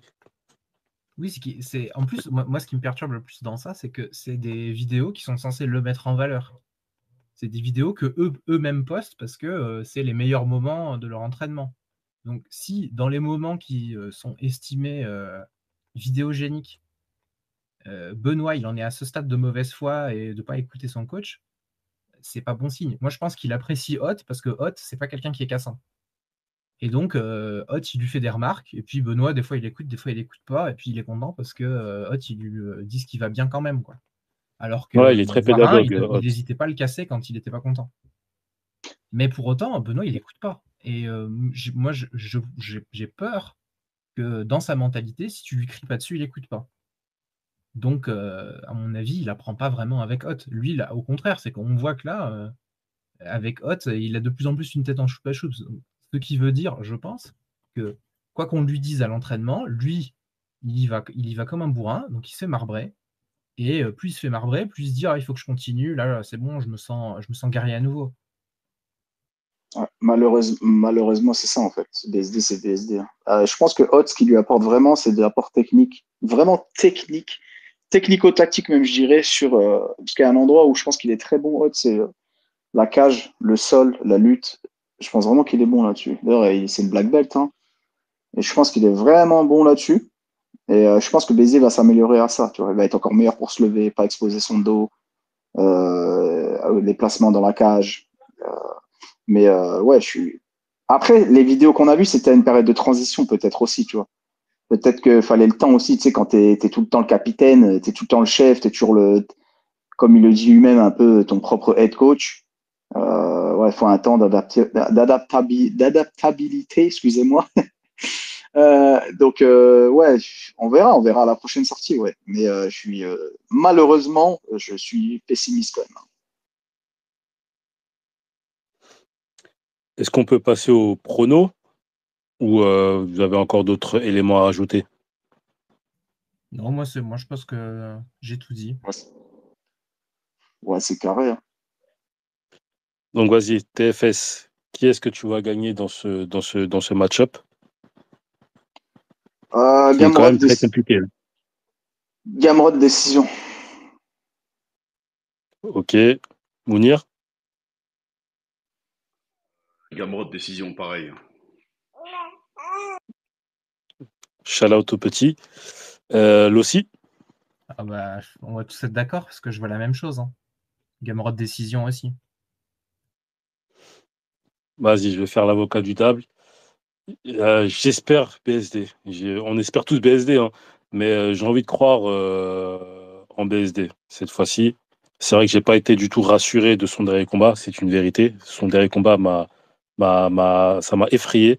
Je suis d'accord avec tous les arguments que vous disiez, notamment, bah, en fait, ça résulte qu'on a beaucoup plus de matière à voir Gamrot gagner que BSD. Mais et je suis d'accord aussi avec l'analyse de Lossi, disant que bah et aussi à toi TFS que bah il est devenu très très lent et que on sent que le combat qu'il a eu face à Moïcano l'a vraiment mis à mal et qu'on voit les répercussions de ce combat dans sa dernière sortie face à Prepolek. Mais j'ai envie d'y croire. J'ai envie d'y croire et j'ai envie de parier. C'est pas bien les paris, ne pariez pas. Mais je mettrais bien une pièce sur une victoire de BSD qui pourrait nous surprendre. Euh, on n'en a pas parlé, mais le combat qu'il fait face à Klein, même si on disait, Defes disait que c'était pas un grand nom, ça reste un mec qui est quand même solide, frustrant, parce qu'on sait qu'il a les capacités à beaucoup mieux faire, mais dans les moments où il doit step up, bah, il fail, il n'arrive pas malheureusement. C'est quelqu'un qui serait top contender dans n'importe quelle autre organisation MMA. Mais c'est quand même un gars qui a eu 79% de takedown defense. Et Gamrot a quand même réussi à l'amener au sol. Et ça reste quand même un gars, je trouve, solide. Ludovic Klein, mais il s'est fait avoir à l'usure par Gamrot. Malgré ça, parce qu'après avoir vu le combat de Klein, je me suis dit, ouah, ça va être compliqué pour BSD. Malgré ça, j'ai envie d'y croire. J'ai envie d'y croire. Je sais qu'on aimerait tous que BSD gagne. C'est vrai que si on part objectivement, j'aurais du mal à voir BSD gagner. Mais j'ai envie d'y croire. J'ai envie de croire en Nicolas Hoth. J'ai envie de croire à la puissance de BSD. J'ai envie de croire au fait qu'il peut lui casser les bras et il peut lui casser ses côtes avec ses middle. J'ai envie de croire qu'il puisse réussir à faire du dirty boxing. J'ai envie de croire à faire en sorte de voir un Gamrot se manger du cash control et se manger des genoux, manger des coudes, comme ce qu'a pu faire à un moment donné Hooker. Donc voilà, j'ai envie de croire à ça. TFS, tu avais levé la main en premier, ensuite aussi. Ouais, tu as complètement raison. On n'a même pas parlé de ce fight, mais clairement, et Ludovic Klein, c'est un gaucher qui a une très bonne jambe arrière et qui défend très bien la lutte. Et ça a fini par passer pour Gamrot, même si Klein, il a réussi à se créer ses moments, notamment avec son high kick. Et Klein, bon, il est petit quand même pour la KT, faut le dire, mais ça reste quand même un gros physique. Hein. C'est un clou de cercueil, hein, Klein. Et ben Gamrot, il a quand même fini, malgré qu'il a des entrées, je trouve, super téléphonées. Après, c'est assez dur de timer Klein. Donc, c'est pour ça qu'il shootait un peu à l'aveugle, on va dire, Gamrot. Mais ouais, en fait, il va grinder et à l'usure, il va quand même aller shooter et marquer ses points. Mais ouais, non, mais je te rejoins. Moi aussi, j'ai envie de. Mais je préfère qu'il éteigne. À l'UFC Paris, oui, j'ai pas envie de revoir ce qui s'est passé avec Moïcano, hein, qui prenne Gamrot, qui le découpe, forcément. C'est France-Pologne, là. Surtout que c'est deux grosses nations du MMA en Europe. Donc clairement, oui, il faut que Gamrot gagne ce le lapsus, il faut que BSD gagne ce combat et tabasse Gamrot. Mais si on reste, bon, en tout cas moi, hein, si je reste pragmatique, là, oui, c'est du MMA, blablabla, tout peut arriver, mais stylistiquement, c'est vraiment compliqué pour moi. Non, c'est vrai que moi, c'est compliqué. C'est très compliqué. Je comprends parfaitement vos pronos. Honnêtement, même en regardant les combats des deux combattants et jusqu'à Ludovic Klein, je me disais, ça peut être compliqué. Mais bon. Là aussi, tu avais levé la main. Ensuite, Mounir et Isma qui vient d'arriver. Ouais, je voulais rajouter, parce que quand tu as dit j'ai envie de croire en Hoth, Mendo, je pense que clairement, une des clés potentielles de victoire de BSD, c'est si Hoth arrive à lui concocter un truc technico-tactique et qu'il sait l'appliquer. Parce que c'est sûr qu'il y a des trous pour aller chercher Gamrot sur ce niveau-là.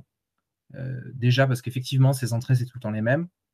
Parce qu'en striking, son striking, c'est plus un gimmick qu'autre chose.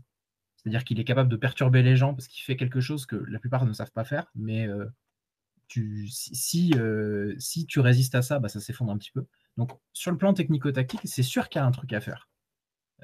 La question, c'est est-ce que Benoît saura l'appliquer? Mais moi, je pense que clairement, Hoth, il a un truc à nous sortir, quoi. Si Benoît gagne, c'est sûr que Hoth aura une grosse part à jouer dedans. Je suis d'accord. Mounir et ensuite Isma. Revenir sur le côté de son nouveau coaching de Benoît. Et la question que je me pose, c'est est-ce que Benoît est devenu domesticable? Est-ce qu'il est devenu coachable? Parce que je pense que s'il y a de la coach, s'il y a un niveau de coachabilité chez lui et que Hoth arrive à l'exploiter, il y a moyen de contrecarrer le piège Gamrot. Il y a moyen d'aller même, j'ose le dire, hein, il y a moyen même d'obtenir une victoire à la décision. Toujours est-il que le dernier combat qu'il fait avec Hoth comme coach, j'ai revu l'ancien BSD, j'ai revu un BSD qui n'a rien appris de ses erreurs et qui continue à brûler comme s'il ne s'était rien passé contre Poirier. Lors du premier round, il était plutôt coachable. C'est vraiment au deuxième round où il s'est laissé. Ouais, le deuxième, j'ai rien compris. Le deuxième, Ouais. je regarde le deuxième round, je dis mais qu'est-ce qu'il est en train de me faire? Qu'est-ce qu'il est en train de nous faire?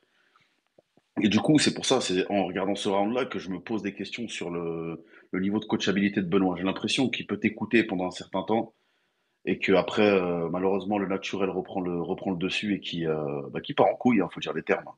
Qui part en couille et qui laisse juste son instinct le guider. Et l'instinct contre Gamrot, qui a bien plus d'armes que toi pour te battre, ça suffira pas. Bien évidemment, on est tous du côté de BSD, à part évidemment Matteo, qui sera du côté de Gamrot.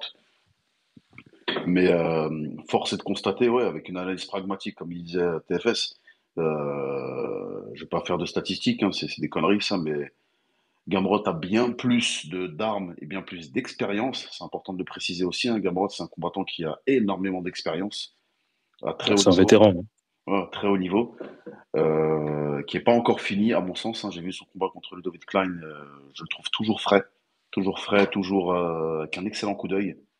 Ça, c'est important. On l'a pas signé, on l'a pas souligné, mais le fait que BSD soit lent, ça laisse encore plus d'amplitude au coup d'œil de Gamrot pour pouvoir le timer comme il faut. Un truc que Gamrot ne fait pas et que j'aimerais bien le voir faire, c'est du ground and pound. Quand il est en top position, c'est pas quelque chose qui. En fait, il cherche les positions pour essayer de te sub au maximum. Mais il n'a pas un ground and pound genre level. Enfin, level, comprenons-nous, hein. Level Shimaev dans le sens où, ou Khabib, ou dans le sens où dès qu'il a la top position, il va pas aller chercher une position comme Islam pour essayer de te soumettre ou quoi que ce soit d'autre, ou avoir une bonne position tout simplement pour gagner le round. Il frappe. Je pense que si Gamrot arrive à débrider un peu son game en top position, là, ça va. Et les dégâts ils vont être terribles pour BSD. Mais bon, je le dis encore une fois, on sera toujours du côté de BSD quoi qu'il arrive. Et il y a accepté ce combat parce qu'en cas de victoire, c'est un énorme bond au classement qu'il fait. Et ça le relance dans la discussion pour les top contenders. Isma, avec Alors, une moi, magnifique PP. Si vous n'avez pas la ref, les gars, c'est compliqué. Vas-y, merci, Isma. merci. Non, moi, pour aller un peu contre courant, moi, je pense justement, l'aspect un peu brawler de BSD, ça peut l'aider contre un mec comme Gamrot, parce que moi, je trouve Gamrot, quand tu lui mets la pression, ses takedowns, ils deviennent très téléphonés. Je trouve que c'est un peu compliqué pour lui, comme on l'a vu, c'était contre qui? C'était contre Darius, je crois, qui a un style qu'on peut un peu transposer à BSD, dans le sens il est un peu guerrier sur l'aspect striking. Après, bon, je sais pas si Benoît Sani, il a le bagage technique au sol de Darius, ça c'est sûr, il l'a pas. Mais derrière, moi, je trouve qu'on peut le transposer. Il avait du mal en striking. Pareil, contre Hooker, en fait, quand je lui mets la pression, Darius, moi, je trouve, Gamrot, je trouve que ses takedowns ils deviennent téléphonés, ça devient compliqué. Après, il faut voir aussi, parce que si c'est Benoît Sani en main event, du coup, ça va être un synchrone. Je pense, moi, là, si c'est un synchrone, ça peut vraiment basculer en faveur de Benoît Sani, hein, parce que moi, Gamrot, les derniers combats que j'ai vus de lui, enfin les combats compétitifs que j'ai vus de lui, dans les derniers rounds, à chaque fois, il tournait autour de la cage. Il est comme justement le fait qu'il tourne autour de la cage, lui, c'est un mec, c'est un lutteur, du coup, il doit prendre le centre. Quand il est autour de la cage, il peut pas aller chercher les jambes, simplement, et c'est trop téléphoné. Il part de trop loin. Et du coup, si c'est un synchrone, pour moi, justement, cet aspect brawler du Roma, le chien de la case de Benoît Saint-Denis, ça pourrait l'aider, moi, je pense. Enfin, ça pourra l'aider. C'est une question de match-up. Ça va pas l'aider. Enfin, c'est toujours mieux qu'il soit coachable, mais t'as compris. Je suis d'accord avec toi. C'est vrai que si effectivement, là je repense à ça, mais c'est vrai que les combattants qui mettent la pression à Gamrot, c'est vrai que Gamrot a eu généralement du mal. Mais après, bien que ces takedowns soient téléphonés, comme on le disait tout à l'heure avec TFS, ces takedowns sont quand même automatiques. Qu'importe qu'il soit téléphoné ou non, il y a toujours un moment donné où il arrive à t'attraper, à te foutre au sol.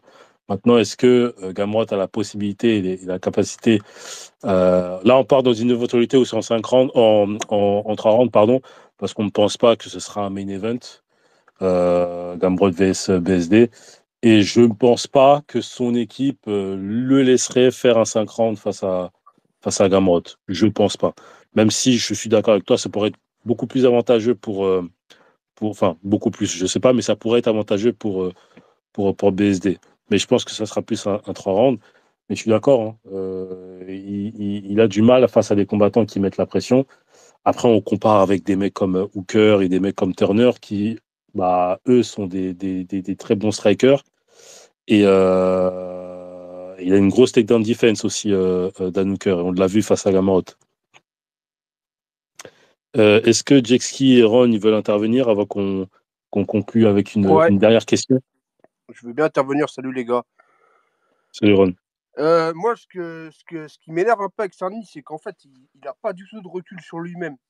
par exemple, avant le combat censé contre Alvarez, là, il se fait interviewer RMC. Il dit ah, mais je comprends pas pourquoi l'arbitre a coupé. Je prenais le deuxième round.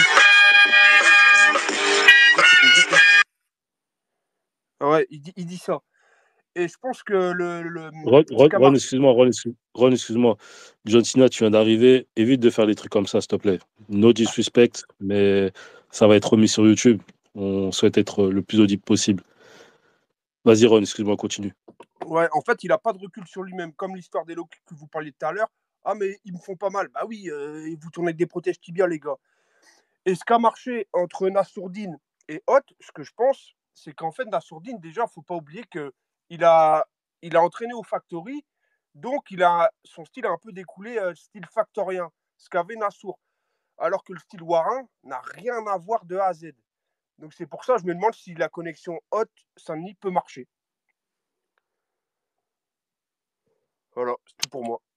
Ça sera une question. C'est une vraie question. Et quand tu vois le deuxième round qu'il fait face à Prepolek, on a le droit de se poser les questions. Mais bon, j'ai envie d'y croire.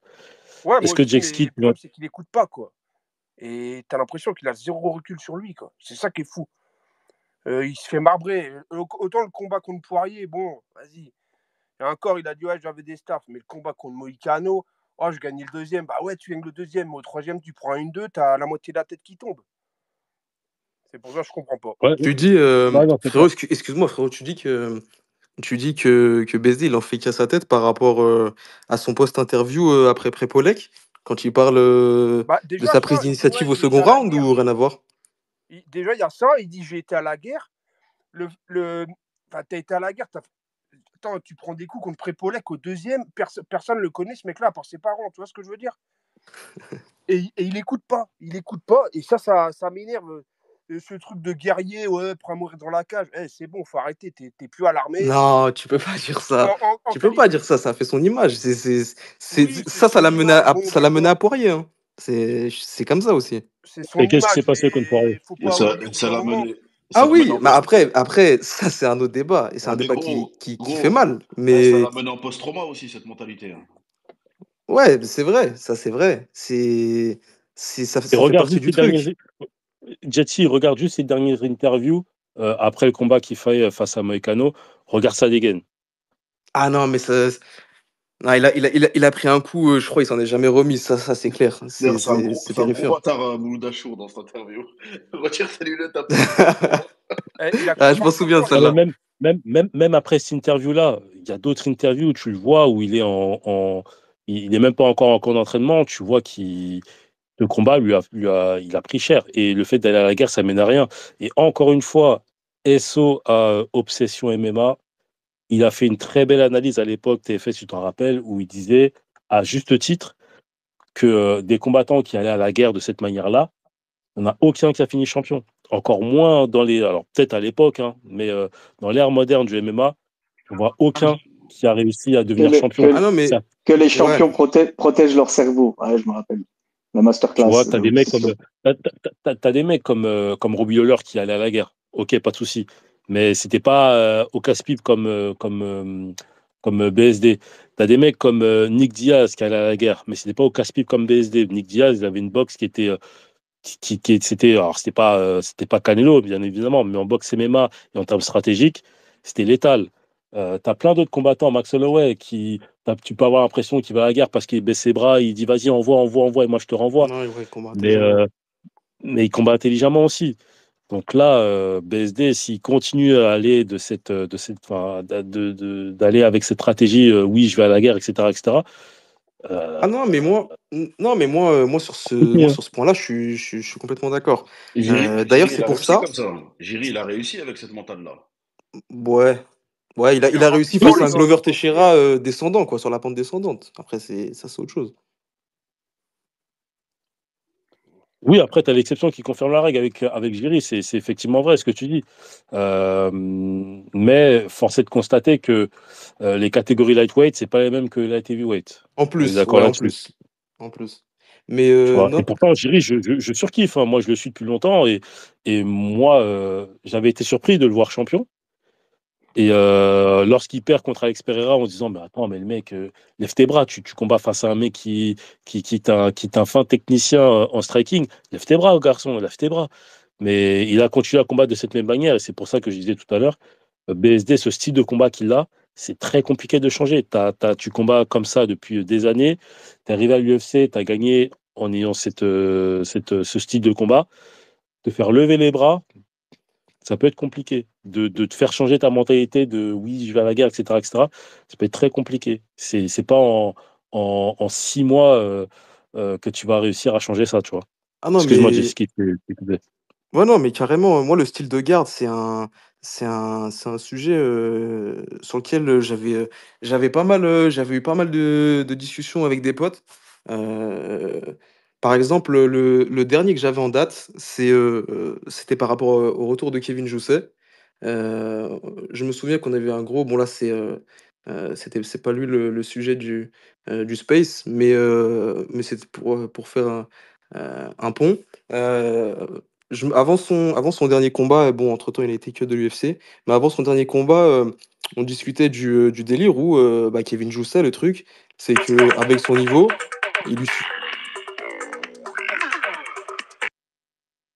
Ah, c'est deux. Ouais, c'est Duff, c'est Duff. Ouais, fais-le, gros. Ouais, je disais, par rapport à Kevin Joussa, le truc, c'est que, en fait, malgré en fait, le truc, c'est que le gars, il a un super niveau, il avait un super niveau, de ce qu'il nous avait montré, pour ses 2 premiers combats. Mais sa défaite, face à Battle, ça nous avait montré que en fait, le problème avec sa garde basse, si, pour la plupart et c'est le même problème pour la plupart des combattants et Benoît Saint-Denis, il rentre dans le cas, c'est que le truc, c'est que si t'as pas le coup d'œil ou que t'as pas, le jeu de jambes qui va avec et qui soutient une garde basse ou comme, BSD, lui, son délire, d'aller à la guerre, d'être un combattant, qui te rentre dedans, ça c'est en fait, plus tu montes dans le top, plus c'est facile à voir, plus tu prends cher. BSD, ça a été l'exemple parfait.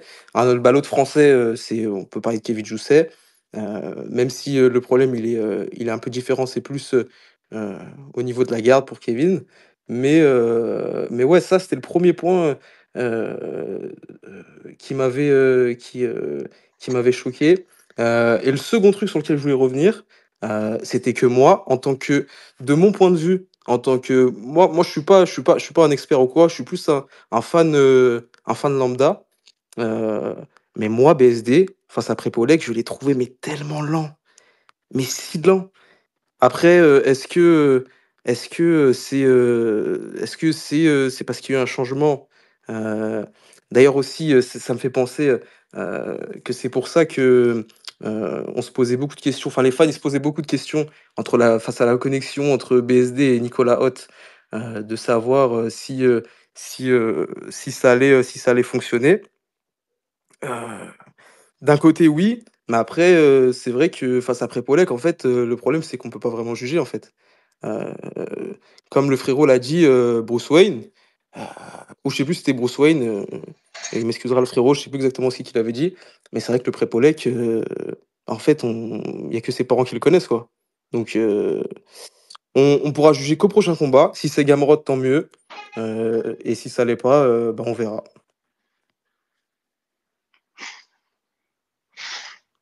Moi, c'est juste pour dire, je comprends pas le délire, en fait, de dire que l'aspect guerrier, c'est c'est ça qui fait qu'il est pas coachable. Moi, je pense que c'est juste un mec têtu, c'est pas le fait qu'il soit un guerrier. Tu peux être un guerrier, par exemple. T'as des mecs, c'est des guerriers dans la cage, ils sont très coachables. T'as l'exemple, par exemple, parfait, c'est Justin Gaethje, qui était très guerrier et qui est très coachable parce que il a évolué son jeu au fur et à mesure qu'il atteignait le plus haut niveau. Et c'est comme ça qu'il s'est adapté parce que d'abord, son style était brouillon, il lui permettait pas d'être au top.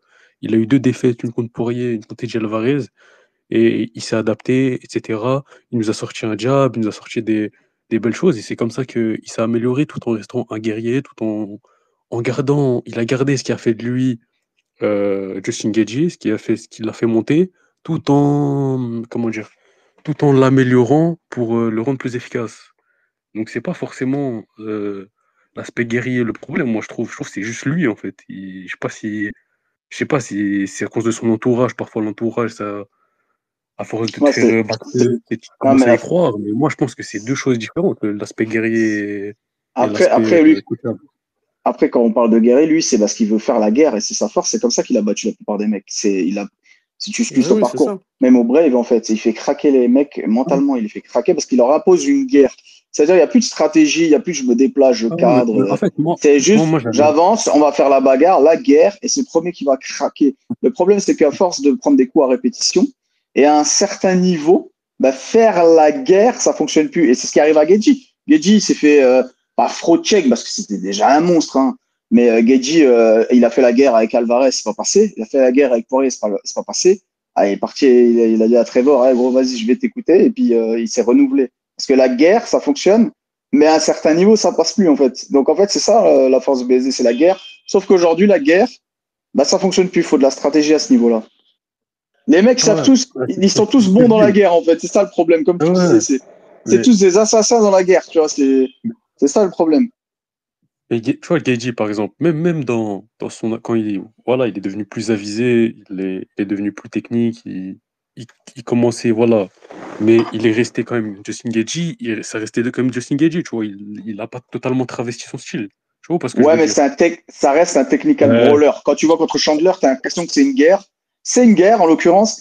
Mais Geji, il crée les angles qu'il faut créer, il fait les ajustements qu'il faut créer, il fait le petit pas en Mais arrière quand il faut le il y avait faire un pour moment, il revenir. faisait ça, hein, Benoît aussi, hein, même contre Pour Bonfim, moi, frérot, Guedji, comment il c'est s'appelle vraiment un là, très mauvais exemple. c'est lui qui l'avait fait avant, le Thiago Moises, il a tout ça, il avait quand même un plan, c'était quand même réfléchi, il faisait pas n'importe quoi, quand fallait Ah, aller au sol, fallait faire Moïse, le c'est takedown, rouleau. il faisait le takedown. Ah, Moi, je contre trouve, Moïse, c'est il rouleau avait les effets, compresseur, le hein. mec.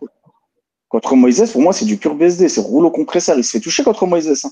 Il prend des coups Oui, il aussi, se fait hein, dans toucher, l'échange. mais quand il se fait toucher, il va direct dans les ombres, il reste pas debout Ouais, bah, c'est t'es ça, non, là, mais dans sa manière de faire la guerre, il y a l'appréhension, bien entendu. Lui, en fait, il avance tout droit, il veut te coller à la cage, te ronger physiquement, parce que c'est un gros lightweight, et te faire craquer psychologiquement. En fait, c'est donne-moi ton coup, ou alors je vais te TKO en te rongeant en grand impact, et puis finalement, comme c'est mieux de se faire étrangler que de se faire TKO, bah, bam, tu donnes ton coup.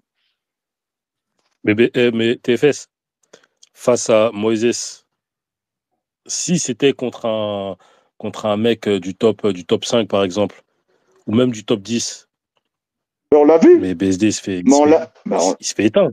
on On l'a l'a vu. vu contre Poirier, hein. On l'a On vu l'a, contre Poirier.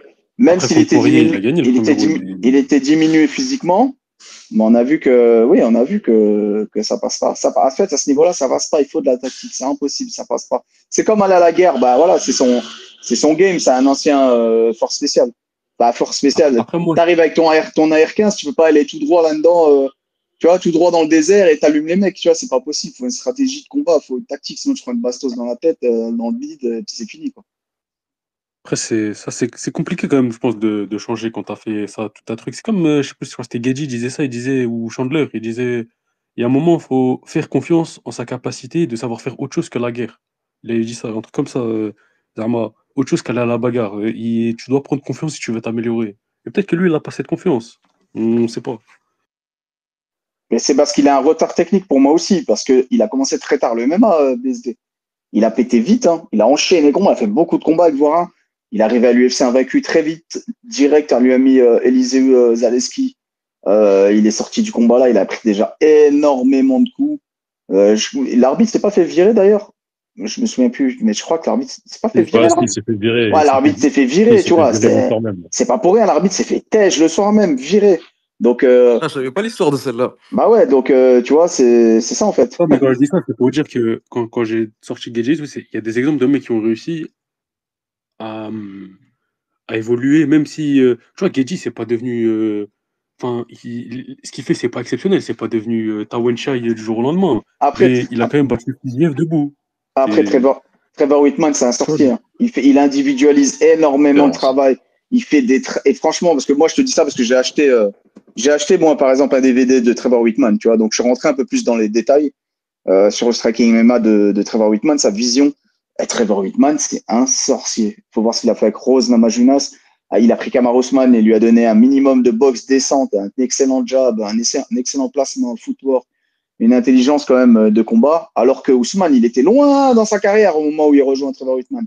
Euh, Pour moi, je suis d'accord avec et toi, et il y a, du il y a une analogie coup, à avec faire. deux points. Il y a une analogie à faire, mais il faut prendre en compte que BSD il commence le MMA tard et que sa force, pour moi, ça reste son état d'esprit, son mentalité et son physique. Parce qu'en fait, par exemple, BSD, c'est un mec, il a déjà soumis des mecs qui, sur papier, sont plus forts que lui. Techniquement, qui ont peut-être 10 ans de plus que lui de sol, sauf qu'il les a fait craquer mentalement. Le problème, c'est que le cumul des coups aujourd'hui et le fait de ne jamais s'être donné la chance, de par l'entourage, de par la team, d'évoluer vraiment techniquement et d'aussi être bon techniquement et tactiquement, bah aujourd'hui, tu arrives dans un. T'arrives, en fait, tu es un peu coincé. En fait, si tu veux, il est un peu coincé maintenant, là, tu vois. Parce que Ouais, bah, c'est un peu comme Gagne quand il s'est rendu compte qu'il avait zéro lutte. C'est un peu la même. je peux plus trop prendre de coups. Et techniquement, je suis quand même en retard sur la majorité du top 10. Faut dire les choses, c'est la vérité, tu vois. Donc, bah voilà, c'est compliqué. Ouais, ouais, c'est vrai que son menton, ça aurait pu être un gros avantage s'il aurait pu le conserver, je pense. Ça aurait pu être un atout pour potentiellement rentrer dans un top 10, top 5. Euh, Après, je pense, de toute façon, selon les avis, BSD, il n'y a pas tout le monde qui le voit dépasser le top 5 à terme. Donc, ouais.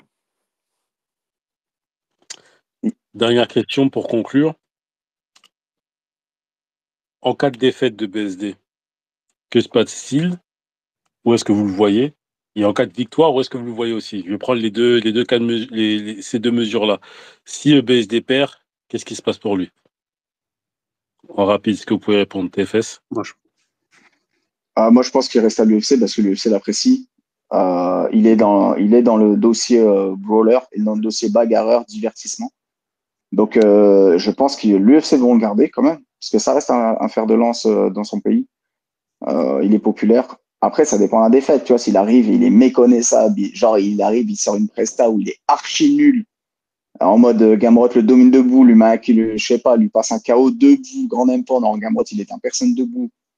Ouais, là, éventuellement, il peut se faire têche de l'UFC. Mais moi, je pense pas. Je pense qu'il continuera à combattre à l'UFC. Je pense qu'il maintiendra pas sa place dans le top 15 et que bah, on va repartir pour un match compliqué parce que les lightweight, le top 30 mondial, bah, c'est de toute manière, peu importe, c'est un Shark Tank, peu importe qui tu vas prendre, ça va être la misère.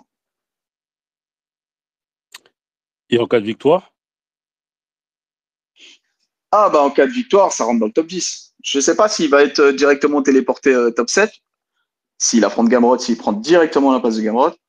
Mais je pense qu'il entre dans le top 10, ouais. Et là, bon, là c'est un peu trop loin parce qu'il y a plein de matchs qui vont arriver, il y a plein de combats qui vont arriver. Là, il y a Fiziev qui est matché contre Bahamondes, Darius qui est matché, il y a Oliveira, enfin bref, ils sont presque tous matchés dans le top 10. Donc pour moi, c'est trop loin pour savoir qu'est-ce qu'il fait s'il gagne. Mais s'il gagne, il va prendre une 10e place, une 9e place, il va entrer dans le top 10. Et en tout cas, s'il bat Gamrot, peu importe la manière, bah, il va quand même mettre sur son tableau un mec qui a battu des tueurs à gages, hein, notamment Tsaroukian, qui est le contender numéro 1 aujourd'hui. Putain, j'avais entendu que Fiziev, il voulait descendre, mais ouais, j'avais oublié qu'il était matché contre Bahamondes, putain.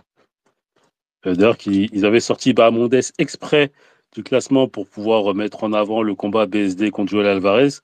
Joel Alvarez, il pull out, il dit qu'il veut monter, mais j'entends des rumeurs comme quoi il y aura un potentiel combat face à Granderson, un autre mec de la ITT.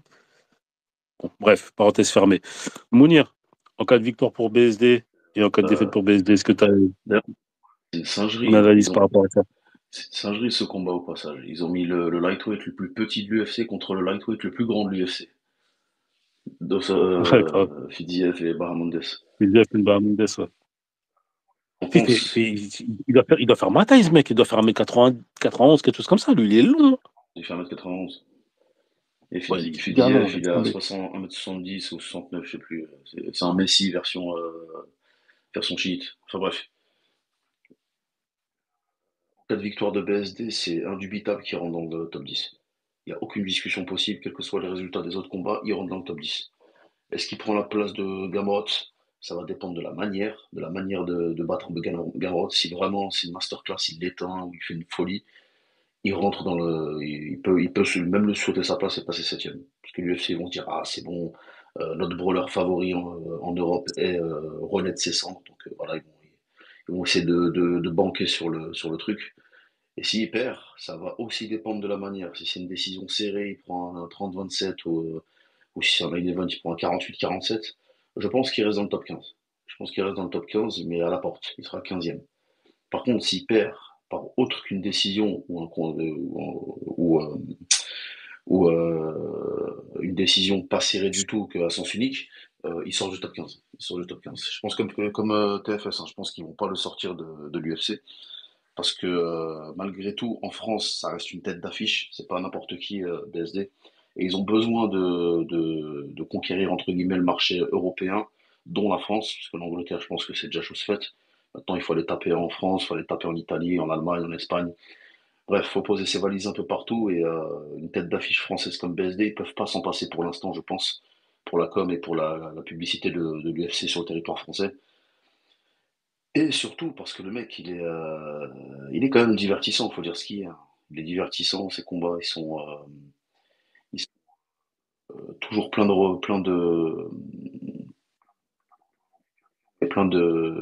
fulgurance. Voilà, c'est le mot que je cherchais. Donc, autre que décision, ou une décision vraiment à sens unique, il sort du top 15. S'il perd avec une décision serrée, il reste dans le top 15. Et s'il gagne avec une décision, même serrée, je pense qu'il rentre dans le top 10, mais il ne sera pas septième. Par contre, s'il éteint Gamrot, quelle que soit la manière, il prend la place de Gamrot. Moi, je Isma, pense, moi, je pense, même s'il gagne, selon la manière dont il gagne, évidemment, mais même s'il gagne, c'est pas ça voudra pas forcément dire qu'il aura réglé ses défauts. Parce que pour moi, un match-up comme Gamrot, il peut gagner même, entre guillemets, en conservant ses défauts. Je sais pas si tu vois ce que je veux dire. C'est-à-dire que c'est pas ah ouais. un striker, c'est pas un striker, un mec qui a pas une anglaise de fou, comment ça dire, il va pas le craquer debout, comment ça s'appelle? Gamrot, bon après c'est possible, c'est toujours possible, c'est les lightweight. Mais il peut gagner tout en ayant quand même ses défauts, c'est-à-dire sans améliorer ses défauts, il peut gagner, je sais pas, c'est un combat, tout peut arriver. Il peut gagner, voilà, il brawl, il truc, il a un game plan où il lui casse les bras, il arrive à lui mettre la pression, après on le laisse dans la cage, peut-être il perd le premier round, il gagne les deux suivants. Bon, je sais pas, mais ça voudra pas dire qu'il soit hors d'affaire. Enfin, on peut juste mettre le problème sur le tapis, même s'il gagne pour moi. Je sais pas si tu vois ce que je veux dire. Ouais, non, non, carrément, carrément. Carrément, ça réglera pas tout, mais après, C'est pas encore la une fois, question, frère. C'était juste pas la question, mais t'as raison dans ce que tu dis. encore une fois, on verra ce que ça donnera. Et puis, mine de rien, bon, même si il a pris un sacré coup de vieux après ce combat face à Moïcano, il reste encore jeune. Il y a encore des choses à peaufiner chez lui. C'est pour ça qu'il est aussi avec Nicolas Roth. Et on verra si effectivement, comme disait Mounir, Nicolas Roth peut rendre BSD coachable. Et à partir du moment où il sera coachable et malléable, ça veut dire qu'il y a une marge de progression en plus, parce que jusque-là, il n'était pas forcément coachable. Mais pour revenir à la question initiale, en cas de défaite, qu'est-ce qui se passe pour BSD? En cas de victoire, qu'est-ce qui se passe pour BSD? Après, moi, je pense que, comme vous l'avez déjà dit, hein, je pense qu'ils vont pas le virer. Il a, je sais pas combien de followers, il est très populaire en France, ils vont pas le virer. En plus, ça peut devenir une sorte de gatekeeper. Je pense, voilà, ça peut devenir le test, voilà, de temps en temps. Chaque année, tu vas le voir à Paris faire son combat pour les Français, en Ouais. prenant un mec plus ou moins bon. Et s'il gagne, oui, bah, il rentre dans le top 10, parce que Fiziev, c'est quand même. Fiziev, comment ça s'appelle, le Gamrot, c'est quand même quelqu'un. Ah, pour moi, à un moment, il va affronter Chandler ou Ruffy. Je pense que le divertissement est loin d'être fini. Ouais, c'est ce que j'allais dire, moi, pour BSD en cas de défaite. C'est le combat que je voyais. Refi la call-out, hein. Ruffy, Mais, ah Refi la oui, call-out à Ruffy, ah plusieurs oui, cette reprises. histoire avec Ruffy. mais ça parle d'un Ruffy Chandler dans les tuyaux. Donc, Bon, en tout cas, du coup, Jeski, est-ce que tu es plutôt d'accord avec ce que disaient les autres? Ouais, bah en vrai, de toute façon, si on reprend la situation dans laquelle BSD il se retrouve là, dans la catégorie de lightweight où tout le monde se retrouve quasiment avec son combat, euh, S'il perd, moi je voyais bien on connaît l'UFC en vérité. Si là BSD perd, c'est un schéma catastrophique pour lui. Il se retrouve dans une situation où, bah, sa dernière victoire, heu, alors je vais pas parler celle de Prépolek, mais sa dernière «vraie victoire» entre guillemets, je lui enlève rien, hein, attention, mais on va dire, sa vraie dernière victoire, elle remonterait à 2023 face à Frevola. Et ce serait sa dernière grosse victoire dont tout le monde se souvient. Donc ça, ce serait compliqué. Et de là, on connaît l'UFC. Je pense qu'ils vont pas le virer du top 15 parce que ça reste un showman, un mec qui vend un minimum. Malgré lui en plus, parce que bon, c'est pas au micro, c'est pas le plus fort, mais il vend malgré lui. Je pense que c'est, heu, elle avait touché les Américains et cetera. Donc, de ce que j'avais compris, même côté États-Unis, ils le kiffent. Après donc voilà, donc si en cas de défaite, je pense que c'est compliqué. Ils vont le laisser dans le top 15. Il remplacera peut-être, Joel Alvarez, parce que je crois que Alvarez, c'est lui le 15e, hein, si je me trompe pas. Ouais, c'est Donc lui qui est deuxième. voilà, bah, je pense que c'est selon là, vu comme on connaît l'UFC, je pense que ce sera ça. Il prendra juste sa place. Ils vont pas le virer du top 15 histoire de pouvoir tirer un dernier truc de lui, ou au cas où pour le garder pour la France, on sait jamais. Donc un combat contre Chandler ou quelqu'un d'autre, à voir. Et en cas de victoire, franchement, moi j'imagine pas qu'est-ce qui pourrait se passer. En fait, j'arrive pas à avoir de grosses victoires. Après on sait jamais, hein, on espère être surpris. Mais, peu importe la victoire, je pense qu'il prend la place de Gamrot. Il prend sa place. Et de là, il y a moyen qu'il patiente un long moment avant son prochain combat, je pense. Je pense qu'ils vont le laisser inactif un bon moment. Après, tout dépend de la manière dont il gagne. S'il gagne, bon, après, quoique, même s'il gagne par un gros KO, admettons, dans le meilleur des cas, je pense quand même qu'ils vont le faire attendre.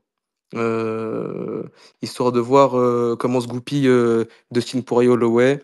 Parce que je pense que Max Holloway, Dustin Poirier, si Holloway gagne, ça peut être étonnant. Mais si BSD gagne aussi son combat contre Gamrot, la ceinture BMF, elle peut être tentante. Je pense que ça peut être un bon combat.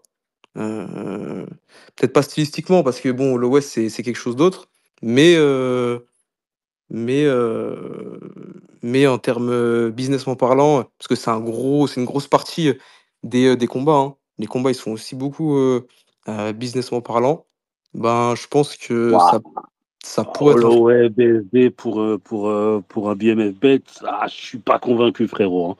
Surtout que dans la ah! catégorie, tu peux avoir un Charles Oliveira, tu peux avoir un Dan Hooker qui lui aussi, et on peut le considérer comme un BMF vu les guerres qu'il a faites aussi. Je sais pas. Ouais, tu Moi, crois pas? je pense pas qu'il a atteint ce stade encore BSD où il peut Ah non, il a prétendre. pas non, non, ça c'est sûr qu'il a pas atteint ce stade. Ouais, C'est mais pour ça quand que je vous ai théoriquement qu'il dit, gagne, tu là, vois, je quoi, même mettais le si meilleur théoriquement des il gagne. cas. Ouais. C'est pour ça.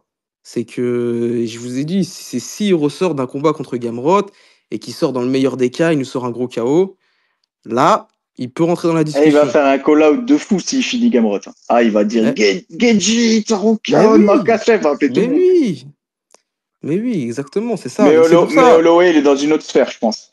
Bah, c'est exactement ce que je vous ai dit. Je vous ai dit, Holloway, c'est un autre niveau. Stylistiquement, c'est autre chose. Euh, le niveau, c'est Tu m'as vraiment pas le rappelé une même. dinguerie, hein. Mais c'est pas que le Hugo, tu m'as style. rappelé une dinguerie. Mais c'est pas que le style, en fait, hein. C'est pas que le style, Ah non, non, c'est mais non, mais c'est le niveau aussi, au bien niveau sûr. popularité, au niveau, tu vois, je sais Tout, pas, tout, c'est tout, pas un tout, truc tout. auquel Mais je en fait, crois le pour le truc, moment.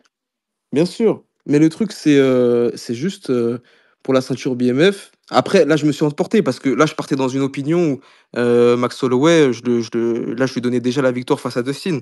Mais, mais en fait, le truc, c'est que même si on part de là, en fait, moi, je vois personne d'autre pour prendre la BMF. Paddy Pimblett, lui, il part pour le titre. La BMF, ça l'intéresse pas. Saroukian, c'est pareil. Gaethje, je le vois pas y retourner aussi. En fait, Ouais, mais si la on fonctionne par BMF, élimination, BSD, pour moi, c'était la meilleure option. Si dans le meilleur des cas, il prenait la victoire, une grosse victoire. Mais après, voilà, c'est une hypothèse. Ouais, il faudra plus que Gamrot pour aller chercher une BMF. BMF, c'est un statut spécial. C'est les stars, vraiment les grosses stars de l'UFC qui ont un gros passif. La première BMF, c'est Masvidal Diaz quand même, tu vois. Je sais pas si tu Ouais, bien imagines sûr. l'affiche de Ouais, bien fou. sûr. Non, Bien sûr. ouais, je comprends, ça peut être plausible, mais pas en battant Gamrot pour moi.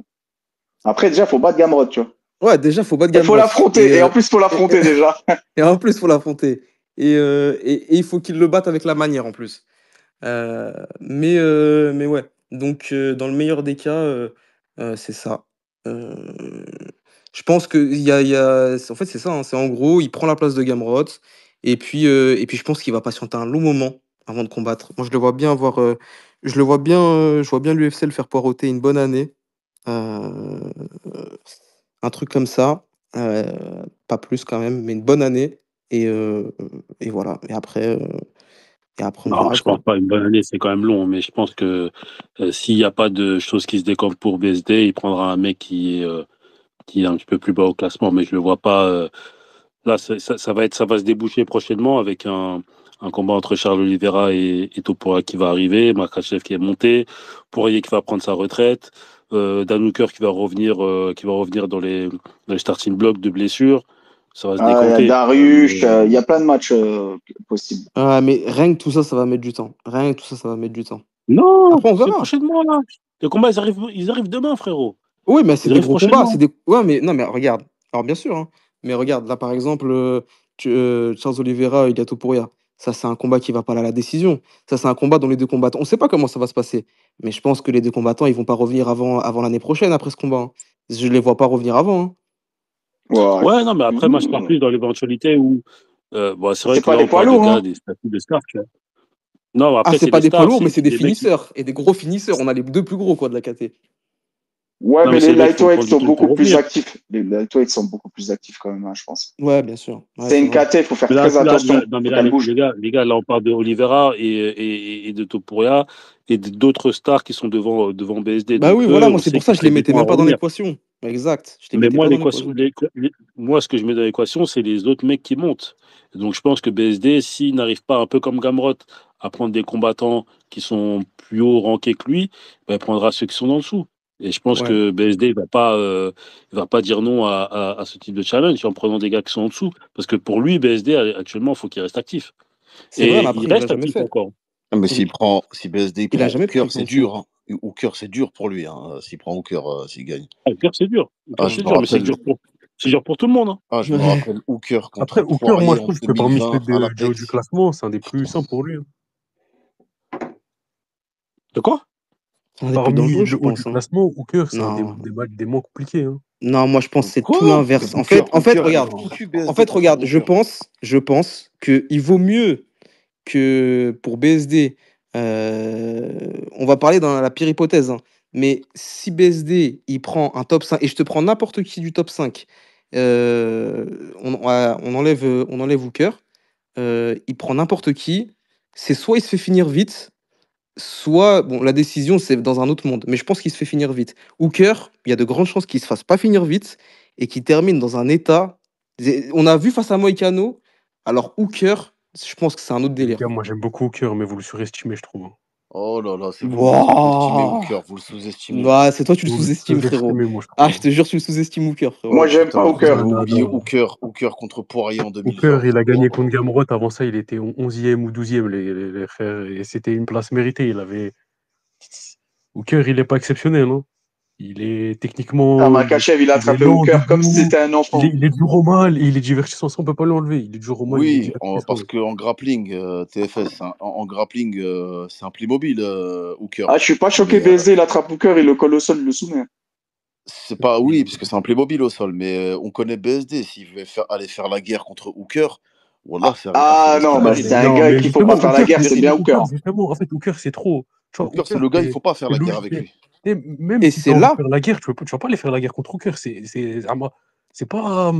Tu vois, Mais BSD, c'est pour un lui, idiot. BSD, c'est non, c'est mais un tellement les gars, con. évident qu'il faut pas faire la guerre contre lui que je pense que même lui, il va pas y aller. Il va essayer Mais d'aller bien sûr qu'il va y aller, il est con. dans la non, défense. Con, BSD, il va y non, aller. mais je pense que c'est là, et je pense que c'est là que vient notre très cher Nicolas Hoth, les mecs. Je pense que c'est là où il peut être décisif.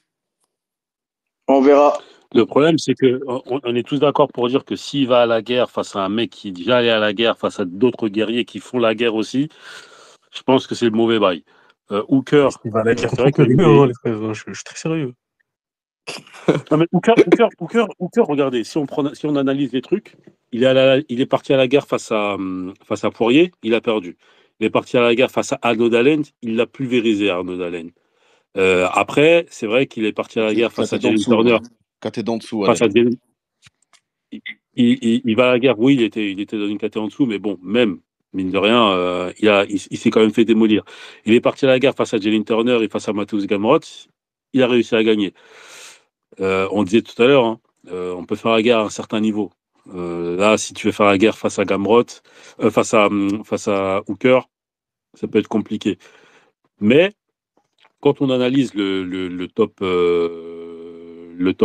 5, on va dire, j'enlève Dustin Poirier et j'imagine que Dan Hooker prendra la place de Poirier une fois qu'il sera à la retraite. Bah, il y a Tsarukyan, Oliveira, Guedji, Holloway et Poirier. Je me dis que là où il peut prendre le plus, là où il y a de meilleures possibilités de victoire pour BSD, c'est face à Dan Hooker. Ça ne veut pas dire que ce sera un match-up plus simple pour lui, plus simple, un match-up facile à remporter, tu vois ce que je veux dire. Ça reste un combat très difficile, je pense. Et je suis d'accord pour dire que Nicolas Hoth devra apporter un certain game plan pour pouvoir battre Hooker. Mais effectivement, quand tu regardes ce top 5, bah, peut-être que le plus abordable, ça reste Dan Hooker. Mais voilà, c'est pas parce que c'est le plus abordable Hooker, que ce sera un combat simple. Hooker, sur les 3 dernières victoires, parce que sur 3 victoires d'affilée, il y a 2 excellents grappleurs, hein. Il bat Gamrot Ouais, et mais l'autre, là, comment il s'appelle? il Puelles, je bat sais pas quoi, lui, il était Claudio nul. Puelles. On va se mentir. Ouais, mais c'est un excellent grappleur aussi. C'est pour dire que Oui, stylistiquement, mais il avait pas striking, lui. Il est venu, je crois, il était venu limite, il laissait lui tirer la garde, il est venu assis. C'était Puelles, un c'était coup. catastrophique. Oui, Puelles, c'était c'était pas, entre catastrophique. guillemets, c'était pas un strike, c'était pas un Au grappleur début, il a mis MMA un peu dans le sérieux. mal Fares Diam, hein, sur le sol, hein, au premier round. Regarde le combat face à Puelles. Puelles et Hooker, c'était ennuyeux à mourir. Puelles, il faisait n'importe quoi. Il n'avait pas de solution. Mais là où je suis Ouais, d'accord ouais. avec toi, c'est que il est quand même dur à amener au sol, Hooker. On peut Ah, dire ce moi, je qu'on pense veut. que Alors, BSD peut lui oui, mettre la même clé de bras, la même Kimura qu'il lui a mis Makachev. Hein. Ouais, mais Makhachev, c'est un autre niveau je suis encore. pas Oui, mais convaincu, les gars. Hein. oui, mais pour moi, Hooker, pour moi, comme il a dit, c'est un Playmobil au sol. C'est ok, il est pas facile à emmener au sol, mais une fois qu'il est au sol, c'est open bar, tu fais ce Ouais, que Ah, tu mais mais c'est qui l'a amené au sol? puis ça te coûte tu vas y laisser des plumes, en fait. Mais au début, je le disais, hein, que ouais, il peut faire ça, BSD. Mais tu vas y laisser des plumes. Et si BSD se dit, bah attends, on a échangé un petit peu, c'est pas bon. Il va se faire ouvrir. Il va se faire ouvrir. Il va se faire ouvrir. BSD va se faire ouvrir. S'il veut faire le mec qui veut rester debout, Il est foutu s'il fait ça. regardez. Il est foutu s'il fait ça. Hooker, Non, il va se faire ouvrir. Il va se faire ouvrir. en plus, Bon, l'allonge de Dan Hooker, le travail en clinch qu'il fait Dan Hooker avec ses coudes, non, faut pas qu'il rentre dans ça, BSD. ça y est, les gars, on arrive à 2 heures de space, hein. Je pense que c'est carré, hein, on a fait le tour, hein. Mendo, je sais pas si tu C'est avais une carré. dernière question. Tu avais une dernière question à me Non, poser? non. Bon, Non, bah, c'est Mendo, carré. merci le maître de cérémonie, c'était parfait. Merci à toi. Merci à tous d'avoir intervenu, les gars. Voilà, hein. Bon, bah, je le dis jamais dans les spaces, mais abonnez-vous, les gars, vous êtes sur la chaîne secondaire. Et encore une fois, un grand merci à tous ceux qui sont venus, qui ont donné du temps pour intervenir. Et un dernier merci à mon gars Mendo. Bonne soirée à tous. Merci les gars, bonne soirée. God bless. Bye bye. Bonne soirée.